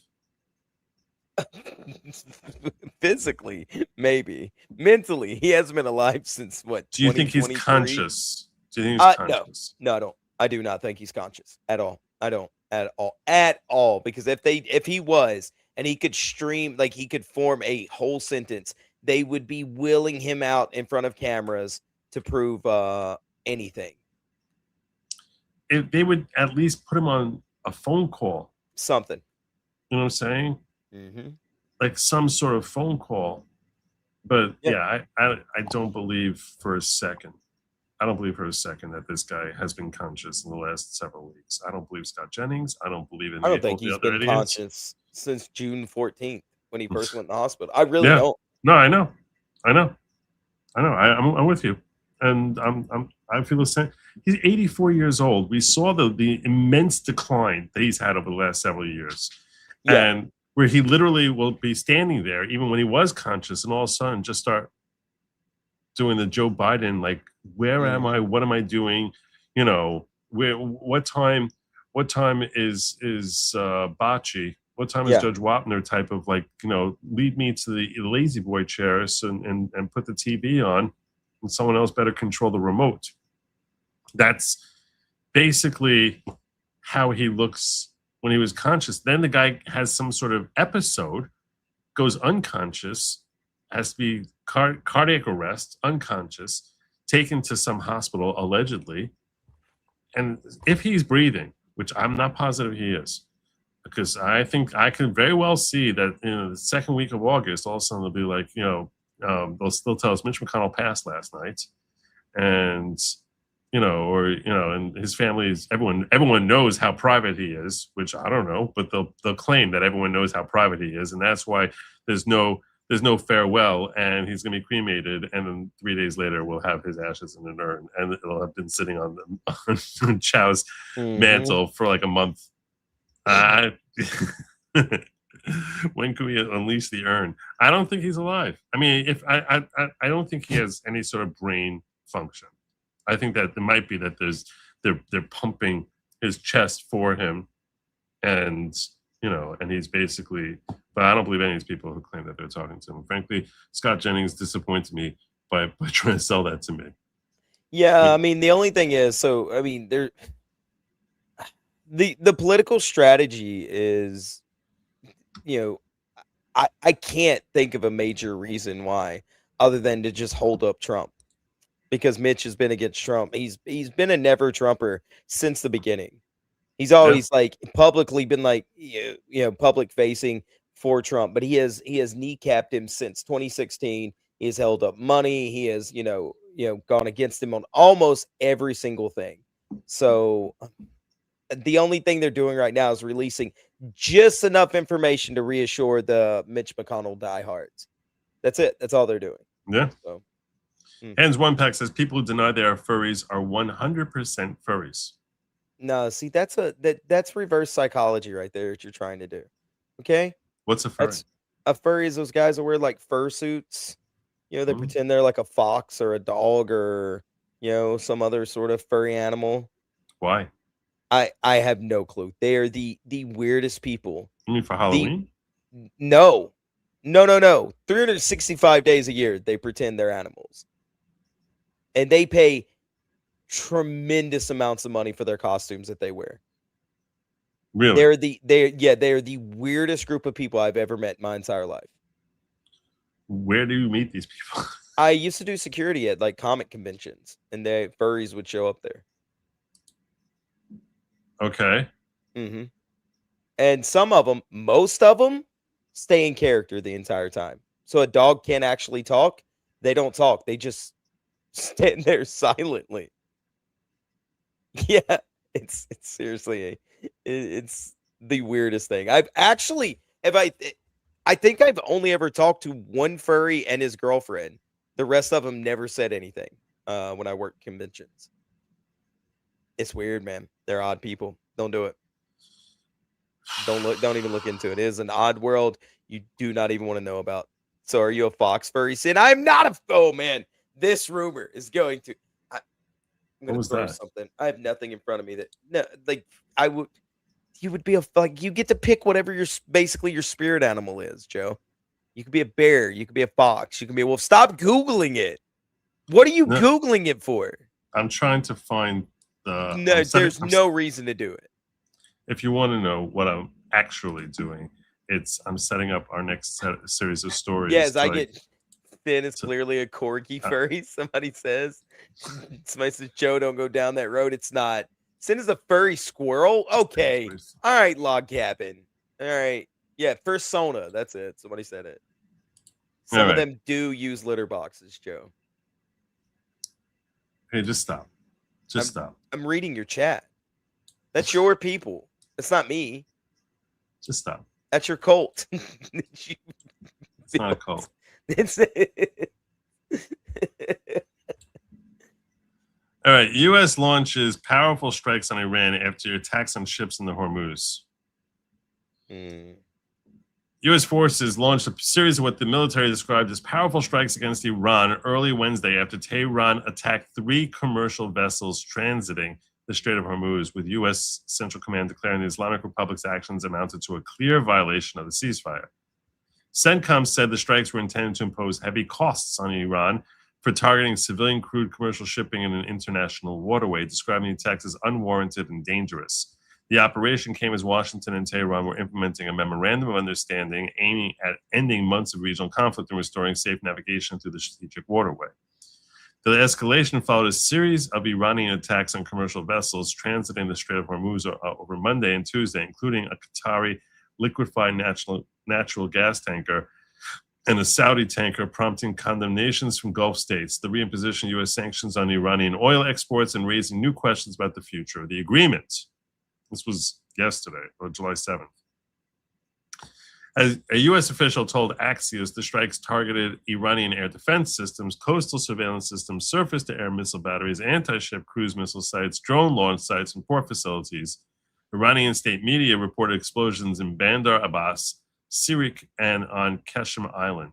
The officials said the operation was roughly 4 to 5 times larger in scope than U.S. strikes carried on the area about 10 days earlier. So it was a pretty serious hit. UK maritime trade operations confirmed that one tanker reported being struck by an unknown projectile on its port side, causing a fire, while advising ships transiting the strategic waterway to exercise caution because the Iranians are there. The attacks damaged 3 commercial vessels but caused no reported casualties. Saudi Arabia condemned in the strongest terms Iran's targeting the Saudi tanker Wedyan and the Qatari tanker Al Rekayat, calling the attacks an assault on the security and safety of international navigation and on the security of global energy supplies. And the big fear is that this will drive oil prices back up again, obviously, right? Because if you can't navigate that strait safely, in that case, that is far more likely to drive up the cost of gas, as it did for several months. So, and Qatar is also condemning, and everyone's condemning them. Oil is now at a level that I think it's even lower on barrel basis than it was before we started. That was according to Trump. We've gotten concessions, and they have to hold those concessions, but there'll be no nuclear weapon. We're going to be getting the, as I call it, dust, meaning the nuclear dust. That's what Trump. Oil is now at a level that it was. I think it's even lower on a barrel basis than it was before we started. We've gotten concessions. Now they have to hold those concessions, but there'll be no nuclear weapon. We're going to be getting the, as I call it, dust, the enriched material, nuclear dust, I call it. Seems to have taken off, but it's enriched material. We're getting it. We're getting it. I went in for one reason, very strongly, that Iran cannot have a nuclear weapon. I'm not looking for regime change, although this is regime change. The first regime is gone. The second regime is gone. And I think the third regime is more reasonable, but we'll find out. But we've destroyed their, as you know, completely destroyed 150. They had 159 ships. Every single ship is at the bottom of the sea. We've completely destroyed. They don't have one airplane. They don't have radar. You know, one of the reasons we kept the oil down, because a lot of people said, Kevin, and a lot of people were saying that oil could go to $300, $350 a barrel. But one of the reasons that prediction wasn't right is we were taking out on average of 10, but sometimes less, sometimes more. 3 weeks ago, we had a night, 22 ships came out of the Strait, and the famous Strait of Hormuz, nobody ever heard of, but that is some big money machine. I'll tell you what, when you look at the numbers, Michael, that makes everything look small. No, wait. And we took out so much oil that people didn't know, and it was only took a month and a half. They finally found out they had no radar because their radar was destroyed. So anyhow, so that was him talking about, how oil prices had been down. Hopefully they stay down, but it's hard to imagine that's going to be the case if, in fact, tankers continue to get bombed. So that's not good. That's certainly not good if you're hoping for a successful November and you're rooting for the GOP. We're going to make a deal. We're going to finish the job, Trump said, and it won't be tough to finish the job. I'd rather make a deal because I don't want to affect 91 million people, he added. We can knock down their bridges in 1 hour. We can knock out their energy supply. But he hasn't. That's the problem. Yeah. Why aren't we doing it? All right, if we've got to do it, why aren't we doing it now? Why are we doing? That was followed up with Iran targeting military sites in Bahrain, Kuwait after a wave of U.S. strikes. So after we basically started bombing them, they started going after not just civilian, but now heating back up. Iran's Revolutionary Guard said they targeted U.S. military sites in Bahrain and Kuwait on Wednesday after the U.S. launched a wave of military strikes on Iran's response to attacks on tankers in the Strait of Hormuz.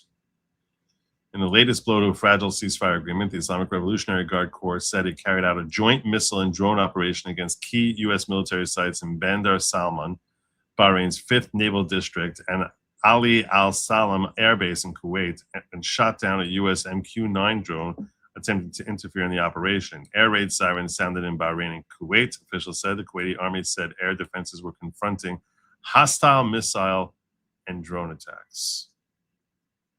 So, yeah, I'm sorry, I cut you off. What were you saying? No, you're good. You're fine. I just said we're in the thick of it now. So, like, what are we gonna do now? We're not done yet. There's more. But wait, there's more.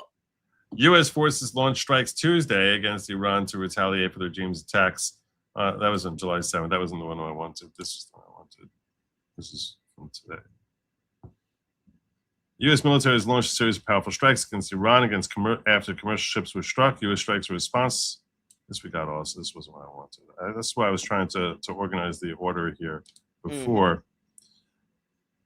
President Donald Trump said Wednesday that the ceasefire between the United States and Iran is over,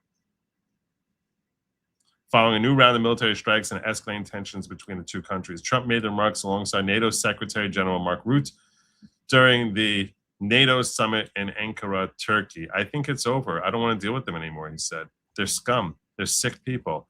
They're led by sick people, and they're vicious, violent people, and if they had a nuclear weapon, they'd use it. As far as I'm concerned, it's all over. He also said U.S. officials had sought to negotiate a broader peace agreement with Tehran, but now believed it was a waste of time dealing with the Iranian side. Is the ceasefire over? Is the ceasefire done? Is the MOU dead? It's a very interesting question. To me, I think it's over. I don't want to deal with them anymore. They're scum. You know what scum is?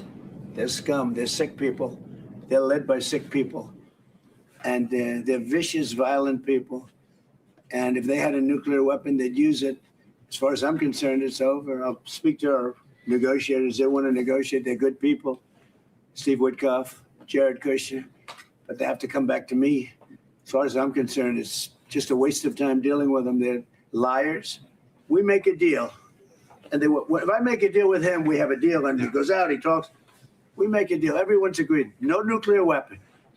We make a deal. They go outside, talk to the press. They say, we never even talked about it. There's something wrong with them. They're cuckoo. As far as I'm concerned, it's over. So that seems pretty definitive. Yeah, I think that's, Yeah. His remarks came after the U.S. military launched what U.S. Central Command described as series of powerful strikes in response to the attacks on the commercial vessels.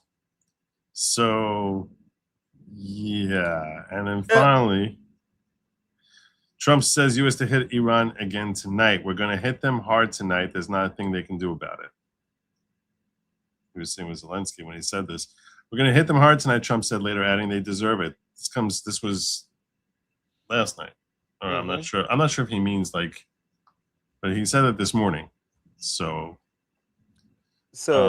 we should be hitting them again sometime in well, the next few hours. Unless by tonight he meant like Iran time, which in case we hit them. I haven't checked for updates on this. Let's check the news. Let's check that. Let's see if there was more strikes. I'll try to pull that up for you. Breaking news. Joe News. Fact check. News check. Nailed it. You should record that and then play it every time you have breaking news. I'm not going to charge you, but like $1 a time. I appreciate that. You're welcome. I looked right before the show and didn't see any like major updates. But that doesn't mean anything because we have been going for a couple hours now. So I appreciate that. You're very generous.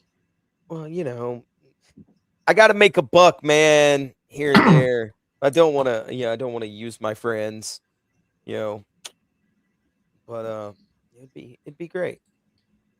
U.S. has renewed strikes on Iran. This is 3 hours ago. For a second day running, triggering Iranian attacks on Kuwait and Bahrain in the latest escalation to derail efforts to end the war. President Donald Trump said he believed an interim ceasefire with Iran to be over. We're closing this blog for now, but here's a quick recap of the latest. U.S. military CENTCOM wrote on X that their additional attacks against Iran were conducted to further degrade their ability to threaten freedom of navigation in the Strait. The U.S. strikes rattled several cities along East Iran's southern coast and left some areas without power. Iran responded with the second day of attacks on Kuwait and Bahrain, both home to U.S. military bases, with sirens sounded in both countries. Iran's Revolutionary Guard said the response would extend to other U.S. bases in the region if the U.S. repeats its attacks. Kuwait's defense ministry said it was intercepting missiles and drones, while Qatar briefly issued an elevated security threat alert before later giving the all clear. Trump vowed that much worse was to come. This is retribution for yesterday's bombing of ships by Iran. He wrote on Truth Social, if it happens again, it will get much worse. Asked before a NATO summit, he said, it's a very interesting question to me. I think it's over. We just saw that. And Iran's top negotiator, Mohammad Bakr Kalibaf, vowed the Strait of Hormuz would remain under Iranian management. The Strait of Hormuz will be reopened only under Iranian arrangements, not through U.S. threats, he wrote on X. The latest exchange of strikes appeared to dim hopes of turning the MOU, signed on June 17th, into a permanent deal to end the war, which began with U.S.-Israeli attacks in Iran on the 28th of February. So, yeah. It seems as if it's probably over. It's probably over? Probably. That's not good. It's not good at all. It's so great. We were just talking about a ceasefire to a ceasefire of a ceasefire. I told you, man, we had to get your people on board in order for it to work, but we didn't do it. You argued with me. So you're saying I blame you, Jews. I just want to make sure I understand you. First of all, you have to say the Jews. I'm sorry, I'm not a good German. What am I doing here? No. Second of all, you think that the only reason they're attacked, that they care so much about Lebanon. That's, if you're an Iranian, you care so much about Lebanon. Oh my God, I have to stand up for Lebanon. I have to stand up for them. That you're just going to start bombing Qatar and Saudi ships as they're going through the Strait of Hormuz. No, that's their excuse. They don't care. They don't care about none of them. They just need a reason. Yeah, that's it. That's all it is. And there's always a reason. Always, you can find one, 10 times out of 10. Yeah, you're saying we restored sanctions on Iranian oil exports. We need to start taking their oil. I'm tired of this. I'm so tired of this. We need to start taking it and use that to basically offset the increased cost of gas. That's how you do it. Start taking their oil. Just start taking it. We never do, and I don't know why. How dare you not pronounce a vowel that doesn't exist in English, Sin? Listen, it's a combination of two vowels. It's like if you ever said the word Mm-hmm. He's talking about how I was mocking during this tournament, how I was mocking him for saying goy, and telling him it's guy. It's guy. Guy. There you go. Yeah, I nailed it. There you go. I'm trying to. I'll help you pass. I'll help you pass for a heap. That way, when my people take over the planet, I'll tell them you were one of the good ones. Look, he even knows how to say guy. Oh no, class. So what are you doing? Don't bring this evil to Joe's show. These people don't need this. Okay. I don't know what this means. Furries have nothing on the brawny? Brody. I don't know what that means. Brody. It's a male guy. It's a male who enjoys My Little Pony. It's a brony. Like, what's up, bro? My Little Pony. Yeah, it is. I was playing D&D and there was a brony convention down the road and they would prance. Yep. Yeah. They are. I've never encountered bronies in real life. I have encountered furries, and they're horrifying to think of, like, that they are real people. Actually, most of them are in tech. Most of the people, yes, that are, from what I've been told, that that run like the YouTube stuff or anything like that in Silicon Valley are involved in furry stuff. So, yeah. You are going to hear a lot about furries in the Tyler Robinson case. Twigs and Tyler were furries, allegedly. Yep. Yeah. Yeah, they were, actually. They might have been bronies, too. I'd heard a rumor, but I never looked into it.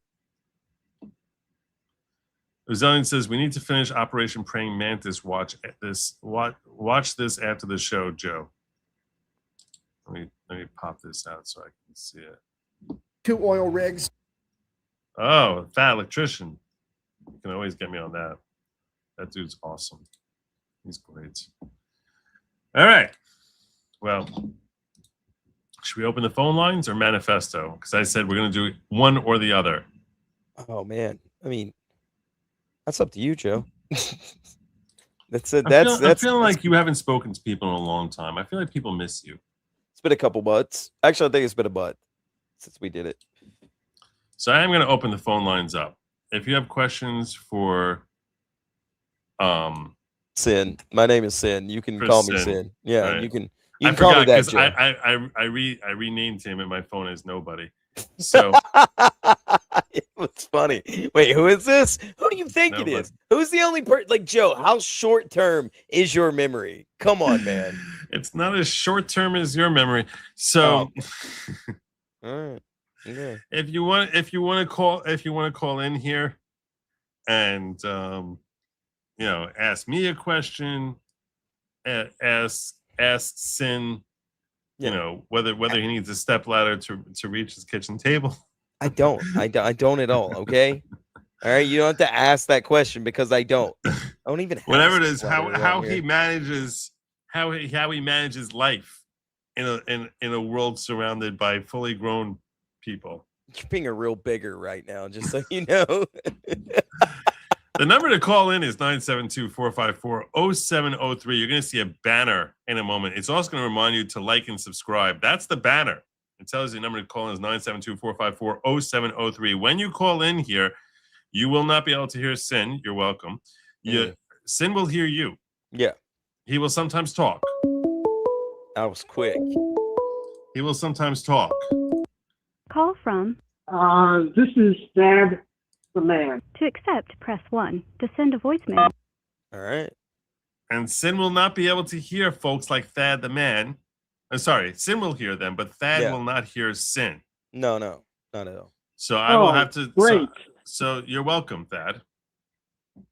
Okay. What's on your mind tonight? Tell me what's on your mind. We're gonna keep it like to Sin was telling me that he's tired of when these calls go on and on. We need to streamline. We need to move. Yeah, that's what I said. Let me move on. I have to correct something from yesterday. Jeff Daniels was never in 1776. Yeah. No, it was something Daniels. I forget. Now you made me forget the first name. He played the voice of Kit. He did. He was also on St. Elsewhere. And Boy Meets World. He played Mr. Feeney. But you're right. Man, I'm at 17. The one who played John Adams.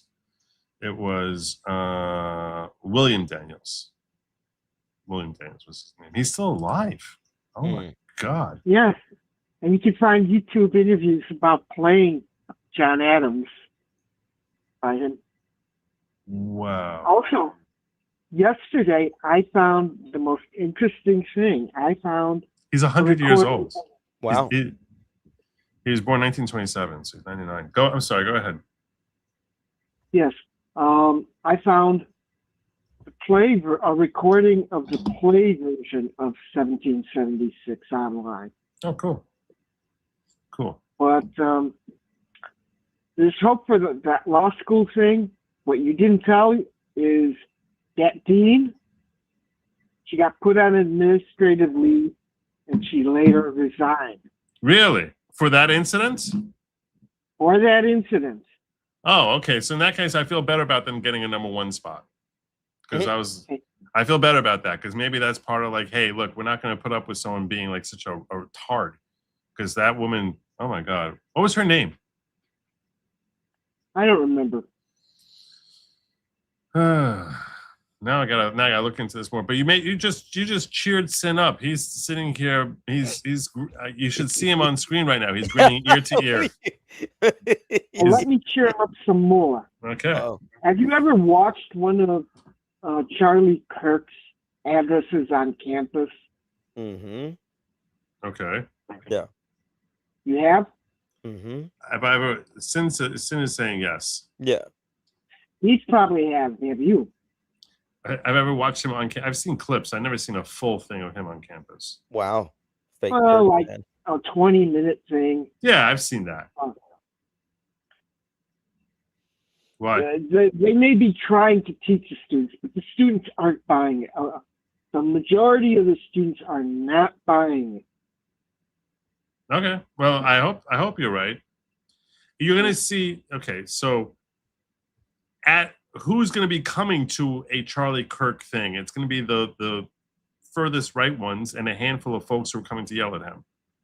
But most of the people who are coming there, like most of the people who are shrieking at the judge over there, are not going to bother showing up. So then the question is, what percentage are the ones who are shrieking, and what percentage are the ones showing up for Charlie Kirk? You know what I'm saying? It's like I don't know. They were pretty big. Yeah. So there's that. Plus, you don't know who's faking it just to get by. Oh, I'm going to play woke, so I get an A in this class. Oh, that's true. That's true. There's a tremendous pressure. There's a lot of benefits to pretending that you have leftist perspective. And the shriekers are the squeaky wheel, so their numbers are outsized. And I think it becomes a cultural thing also. Like people, just because if you want to take some heart, I'll help you. I'll help Thad's cause here in trying to white pill life for Sin. Yeah. Okay. Everyone knows that when you're in college, that's the time to be the wokest of your life. That's when you're most liberal. As you get older and you start earning money, and you realize how retarded these policies are, you start to abandon those empty principles. So, yeah, sure, they're in Stanford snapping like a bunch of fools, like a bunch of jive turkeys. But the reality is 10 years from now, 15 years from now, they may not be subscribing to the same philosophies. Yes, if they're in New York or LA, sure. You know, they're surrounded by that culture all the time. But you know, just because they're acting like, you know, the clowns that they are in law school doesn't mean that they're not going to grow out of it the same way other college students would. You would think they would start growing out by the time they're in law school. You would think that they're, you know, they're already turning 24, 23, 24, 25, that they're starting to grow out of it. But anything else that, by the way, is what the major thing that Trump did. When he got up and said, fight, fight, fight, people were saying, if he could say fight, fight, fight, I could say, I'm not going to say a man was a woman. It changed. He changed the whole culture in that one moment. I don't really believe that's really. You're saying he empowered those who felt like they had to go along with it by the whole fight thing. I'm saying that, for example, if you were going along with it because you were scared that you were going to be called an Islamophobe or racist or whatever, after he got shot and said, fight, fight, fight, he said, if he can stand up to that, I can stand up to being called a racist or an Islamophobe. Mm-hmm. I think it's not just that moment, but that moment is the sort of the culmination of all that. Maybe. I don't know. The change in the culture wars. Maybe. One final thing. Yep. The war in Iraq. I watched this. I occasionally watch this YouTube channel by a girl named Goldie, a woman named Goldie Gamari. Yeah, exactly. She Never was heard on of her. tonight. She said she had not heard of most of the cities that were bombed today. Uh-huh. She takes that as a sign that the U.S. is digging out where they're hiding stuff. Oh, maybe. That's an interesting theory. Because these are smaller cities that she's Right. the expert. She knows the big cities. Right. Maybe. All right. Thank you so much, Dad. It's always a pleasure hearing from you, my brother. Yeah, thanks, Dad. We appreciate it. Joe does, next not time you. you need to ask questions to Sin. Sin is the one who's here. Sin is like, I don't have him here all the time. When do you think it's basically, you know, this is your opportunity to pick the brain of someone who, you know, has been dealing with being vertically challenged for forever. Jesus. You know, Joe could bring me on. He could invite me on to his trial streams from time to time. Still But knows you know, how to put a smiley face. I'm all face and eyes, guys. Don't you worry about it. Now, of course, if he literally put on a smiley face sticker, you wouldn't see him. So, that's what I'm gonna do when I do face reveal. I'm just gonna wear a smiley face mask. Yeah. But anyways, the number is 972-454-0703. If you are interested in calling in and talking to Sin, or I guess me, you know, you can talk to if that's your thing. You can. I'm happy to be here for you. But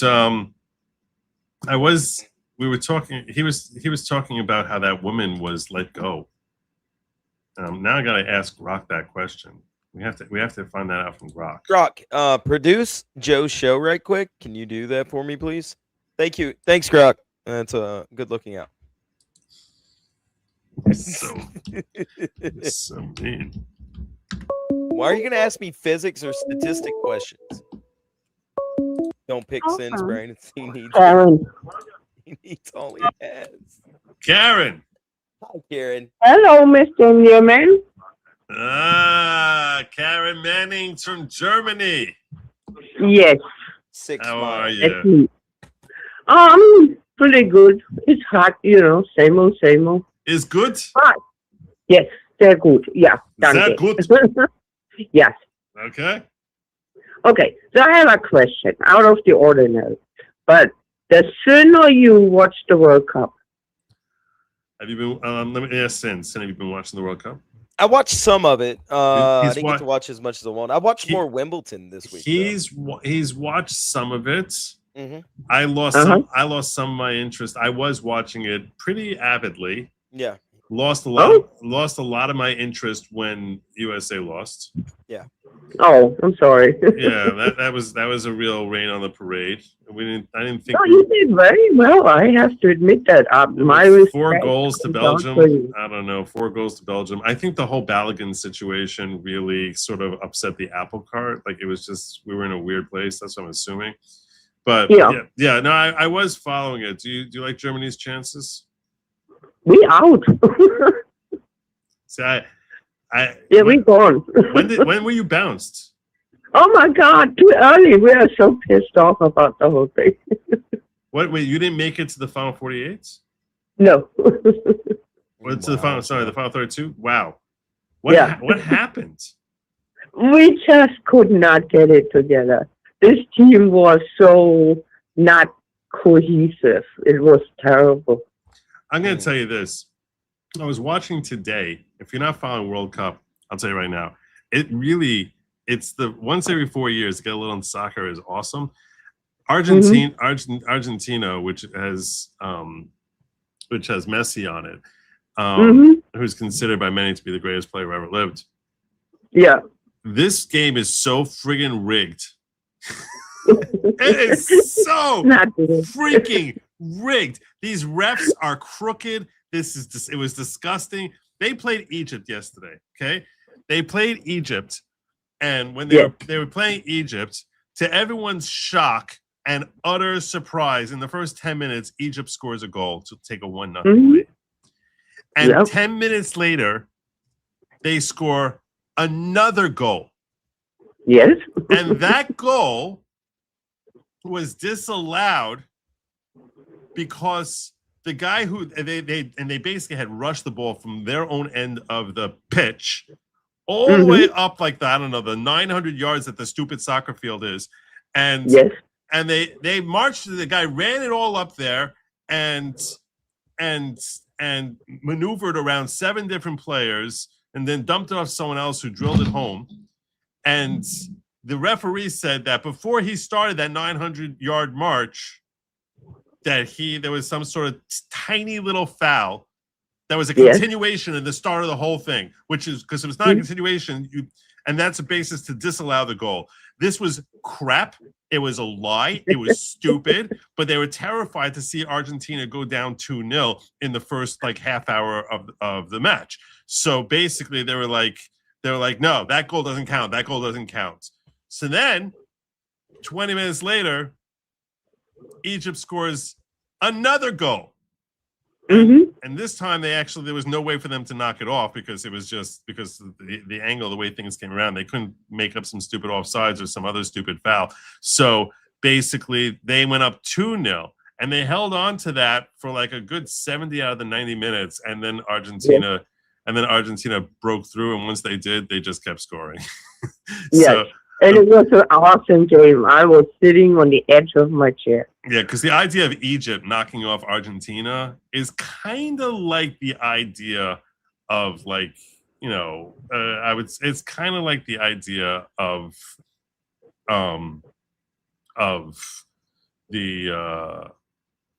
Iran beating America in a war. Like that's how insane it is, the idea of Egypt beating Argentina, because Argentina it's got Messi on it. It's considered arguably the best team in the world, with the best player in the world, and Egypt it ain't.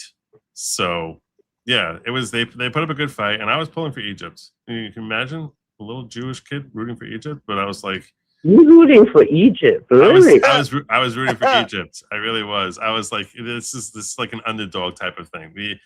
I'm American. I can root for the underdog, and Egypt was very clearly the underdog, and they got jobbed. So I was mad. There were many underdogs. Japan. Yeah. They did great. Yeah, Japan did do well. South Korea. Yeah. They did great. Canada. They did great. Yeah, I hate Canada though. Yeah, I know, but I mean, for something, that they never achieved in the first place. I like Canadians. I just hate Canada as a country. I like Canadians. Yeah. But I don't like Canada. I have a weird relationship. Canadians are great, but yes. At least the but ones. I just wanted to ask you, if either you or Sin, right? So this really important game is coming up. Which one? The Vikings versus the Brits. Yeah, I'm gonna. Yeah, who you rooting for? Who you rooting for that, Okay. Sin? Sin, who you rooting for? It's England, of course. Who do you think Wait, you're is rooting for gonna? England? You're rooting for Yes. England? Mm-hmm. No. Oh, hell no. Yeah. Hell no. I am. I'm No. doing it. No, You can't make me not do it. I'm doing it. all the way. Absolutely No correct. way. That is the wrong answer. Now I'm going. No, it's not. No, it's not. You cannot No. be rooting for England. I'm doing it though. No, Oh, no. Why would I care about I'm England? rooting for the Vikings. Give me Nah, the I'm going- Vikings. I'll take Nah. the Vikings every time. Normally I would, but I got friends in the UK. Oh, so you're Viking, right? I'm totally pulling for the Vikings in this. Yes, me too. And how about Sin? What does he Well, say? he's saying he wants Great Britain to win. Apparently, he's really resentful about that whole Declaration of Independence thing. And he's like, no, let's all. Also, swear- don't call let's- Norway the Vikings, okay? Let's pledge our The modern fealty- day Norway is nuts. Come Oh, on. Yeah, God Okay. save the king and all this other crap No, he's no, throwing at me now. no, no, man. Get out of Dun, here. Yeah. dun, dun, dun, Get outta dun, here. dun, dun, dun, dun, dun. Yeah. Okay. Great. No, Great. Yeah. That's no. it. I He's want him to win sitting it here all now. I didn't want him to win it all. Now I want him to win it all. You changed my Just whole perspective. Awful. I'm No, sorry. I can never root for England in the World Cup, Why? particularly. But they're good. They're good though. The reason I can never root for England in the World Cup is because the first time this is true. I was 20 This is years for old. every country. It's for every country. I was 20 years old. Except the Russians. The Russians can never play for some weird, strange reason. I don't understand why.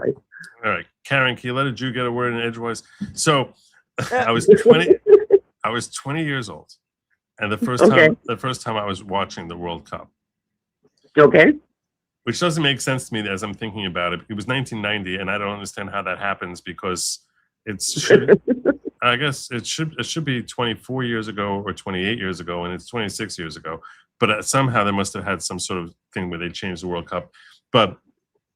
And that year I was in Israel, and there was a lot of British students, and they were so arrogant about England, so arrogant, and always talking about football and so excited about England that I was like, no, I need them to go down. I need them to go down in flames. So whenever I'm thinking World Cup in England, I just get this. It's ingrained in me that I have to be rooting for them to lose. And I think you're still get holding on humiliated. to what was it, like Okay, 1290? Good. I was King Pasture people out. Hold on one second, in- Karen. He's the I know that you were overlooking Sin, who was talking. So I think you're still holding on to 1290 when that's the probably King of England cash your people out. So that's what it is. You're still holding a grudge. I'm holding. Yeah, I'm holding. I'm holding. You got it. Never mind. I'm gonna let it go. You gotta let it go. Okay. It's been almost No, 1,000 years. everybody says. Oh, he said that I'm holding a grudge in 1290 when the king threw out the Jews. You probably do. I will tell you that a lot of Jewish people hold a grudge against Germany to this day. This is actually true. Yeah, Like, see, you they forget won't, Germany. They won't buy German cars. They won't buy German products. I was raised in that culture. Like nobody. No, it was like any Jew who bought a Mercedes was like frowned upon. But you have to forgive us sooner or later. I mean, come on, like it can't keep on going. Well, I don't have any grudge against you, Karen. I mean, you're awesome. Oh, thank you. How do you feel about felt You're paint? probably the only one. I had a few run-ins with Jewish people, and it never turned out right. It didn't, huh? Yeah, no. Nope. We wouldn't buy toothpaste if it was made in Germany when I was growing up. Like that's how. Oh. It's like I remember there was a German toothpaste, and it was like, nope, out the door, no. Oh my nothing. God. I'm telling you, it was very obsessive about not getting anything from Germany. So Good. yeah, and but no, you're awesome. You know, I have no problem with you, and I've over the last 25 years or so, I don't see it nearly as much. Like, it does seem as if that boycott of anything German seems to have faded away. You mean to tell me it started in like Well, we what, try very hard to make it all right. It started in 1932 One and second, Karen. went on to 2026. Is that what you're trying to tell me? No, I said you if guys 19 held on to that grudge since 1932. I read the newspaper articles. Jews declare war on Germany. I've read those. No. It was first and foremost, it really started in the 1940s. You know, like they sort of like, you know, they was in 1932. Yeah, okay. The whole world. And we trade let go thing of the grudge. I said basically kind of pretty much faded away by 2000. But, okay. Oh, that's good. Yeah, A little under 100 years. It pretty much faded away. I don't know. Like when you're basically like when you have 80%. When you have 80% of your society is living on a continent and getting obliterated, hey, you kind of feel a certain way about that for a bit. I don't know. Yes, I know. I know. You just sort of I know. you just sort of start feeling a certain way about that. So Yeah, I get it, man. Yeah. You know. Can I tell you a story? 1932, world Jews Real declare quick? war on Germany. That was One a second, headline. Karen. One second, Karen. No, my co-host here has to like just be going on and on because he's so clever. You're so clever, Sin. Oh, you're so clever. Oh, aren't you so clever, Sin? Oh. We got a caller here who has a question for you or a story. Okay, yeah, I'm here. So go ahead, I'm listening. Karen. What do you got? Okay, real quick. My first job in Germany when I was 15 years old was sewing clothes in a factory. Okay. Right? I loved that job. Mm-hmm. After 5 days, I found out who the owner was. And his name was Maljoch Meingarten. Was what? Maljoch Meingarten. I don't know. Do you know what she's saying? I don't know. What are you saying? Maljoch Meingarten. Okay. He was an Orthodox Jew. Was he really? She left Yes. immediately. You worked. You worked for the Jews. Huh? You worked for the Jews in the factory in Germany. Okay, now something's not adding up. What did I do to you? He hated me, and it took me almost like 5 years to change his mind that he could somewhat like me. Oh, there you go. There you go.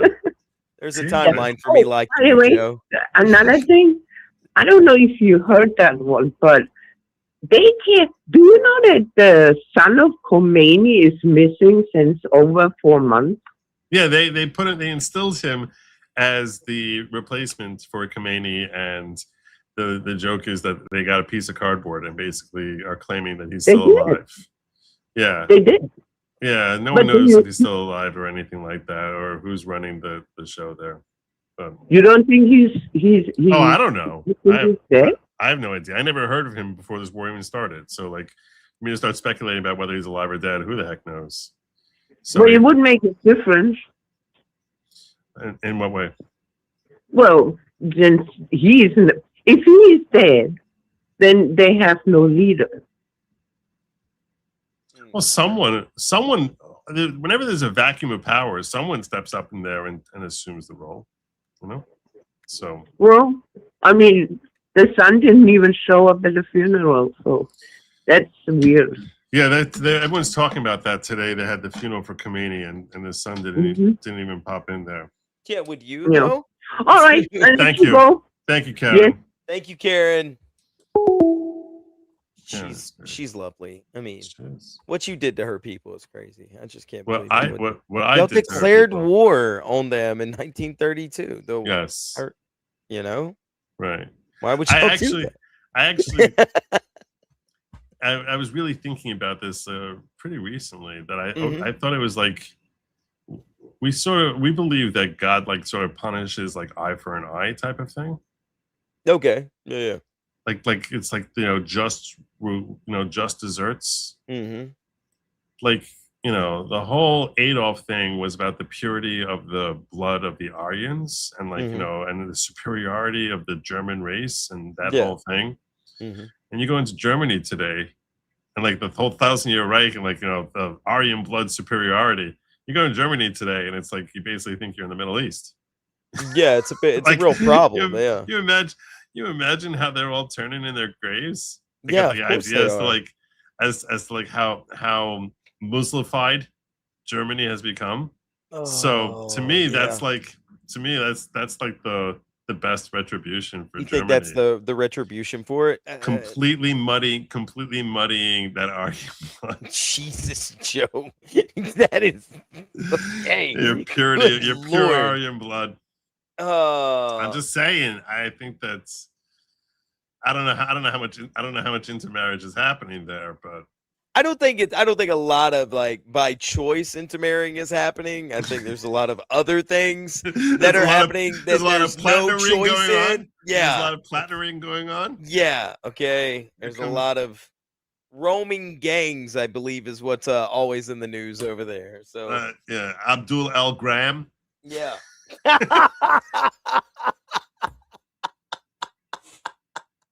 It's all the raping, Joe. Okay. Still can't believe that guy. All the raping. Oh, I still can't believe that guy. That is one of the funny that guy's story is one of the funniest ones we've had in a while. Graham Platner. Her volume is hurting my ears. Yeah, she was. I don't know how to control her volume. She always comes in hot, and it's not her fault. I don't know why. It's her phone system or something. She always comes in hot, and I don't know what to do to, you know, maybe it's because of all the ovens, but oh.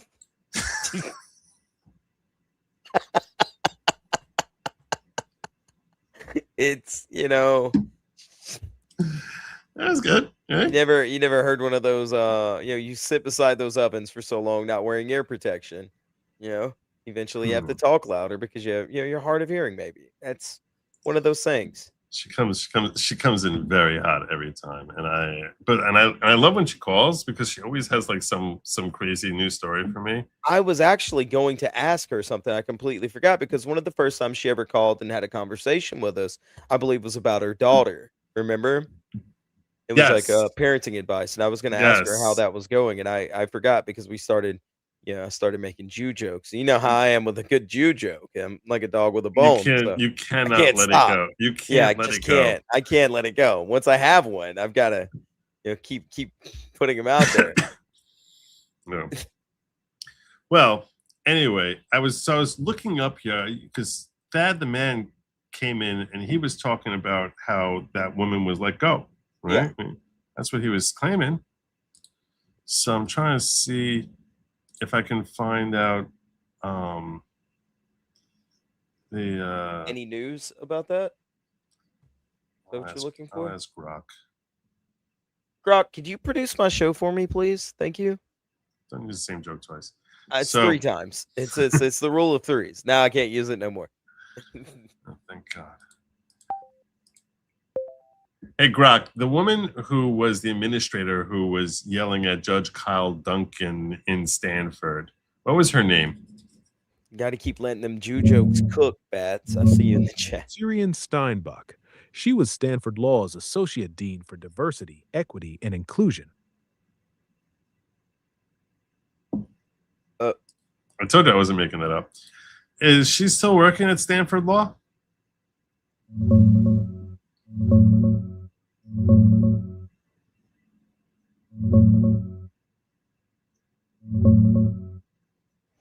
Okay.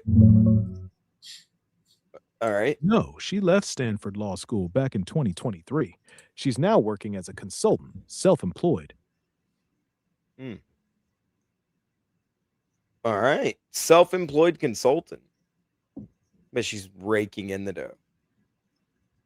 I'm actually but that happened in 2023. So she left like right away. Was she disciplined at all by Stanford for the way she handled herself in that incident?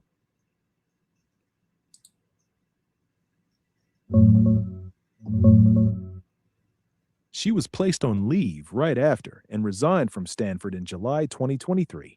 They framed it as her leaving to pursue another opportunity, but it came after the controversy and the leave. There you go. There you go. Good job, Stanford Law. Good job. Way to go, Stanford. That's why they're #1 now. That's why they're and number the, one. Now that and the finger snapping, I heard. Oh my God. I can't. I can't. It's abusive. It was impossible. It's abusive. It's absolutely abusive, Joe. I can't. Horrifying. It is the fact that these people do that and they go, yeah, that's what we're doing now. Yeah. So I want to remind all of you, by the way, that I am live streaming the Tyler Robinson preliminary hearing tomorrow. If you're wondering whether you want to tune in tomorrow, I will tell you, you do. And here's why. Tomorrow, we anticipate that the morning is going to start with us hearing the audio or parts of an audio of Tyler Robinson's boyfriend, Lance Twiggs, being questioned by prosecutors and police. So that's Exhibit 16 that they spent at the end of today a good hour and a half to 2 hours arguing over its admissibility, what portions might need to be carved out, what portions are going to be played for us versus only played for the judge. And it seems as if roughly half of it is going to be played for us on audio. So you're actually going to be able to hear what Lance Twiggs said to police. And that's going to be, I usually start a little bit after, and there's a reason for that. I start late on purpose. I mean, I'm in Eastern time zone. They're in Mountain time zone. They start 9 a.m. Mountain time zone, which is 11 a.m. my time. I usually will start like 11:30, 11:45. And the reason I do that is because it's very slow and there's always a lot of holdups. And this way I can sort of shove it into a good 2-hour segment. Like the 4 hours basically ends up taking 2 hours. So it's 2.5 hours. And then I'll break that up in my lunch and I'll come back after lunch and I'll stream then. So I think if you have any sort of interest in following the developments in this case, I urge you to make sure you check out my stream tomorrow morning, which will probably be 11:30, 11:45 is when I'm going to start. And right away, we expect to be right on in there hearing that exhibit of Lance Twiggs being questioned by Brian McBride from the prosecutor's office, as well as what was his name? Brian Davis, I think, is the name of the SBI agent. And it should be. This is something the world has never heard before. And I'll tell you this much, to all the candy stands out there, that's what I call the Candace Owens followers. Yeah. There's like all these admissions that he did it. It's like all these there's like multiple admissions. Like, oh yeah, I killed Kirk. Like, and they're like, no, he didn't.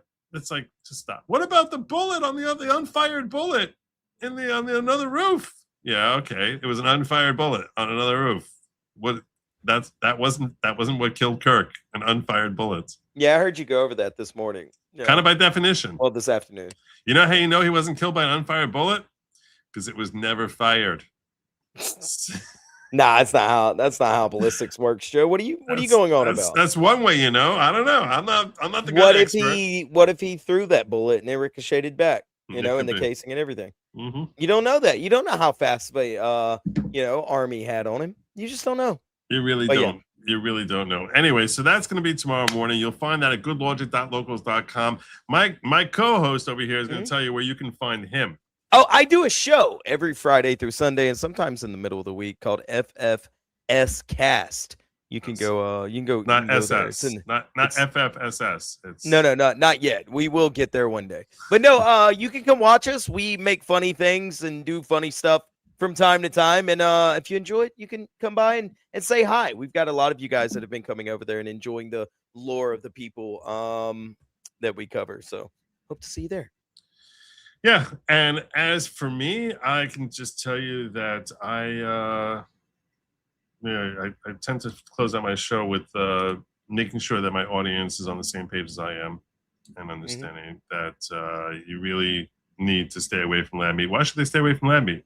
It's not for them. It's for they them. It's not for you. It's for they them. It's for they them. Yeah. And also, I'm going to remind you, do not eat the bugs. Just don't do it. Good night and Godspeed. Joe, I ate a bug by accident. The plane is landing. The show is almost over. All that's left for you is this song. Joe left the studio He's probably drinking Diet Mountain Dew. Maybe he's watching funny videos on YouTube, or playing chess, or doing Jewy things Jews do. We hope you had fun, and maybe you learned something. You hit like and you subscribe. Leave a comment if you want to show some love. That would be cool.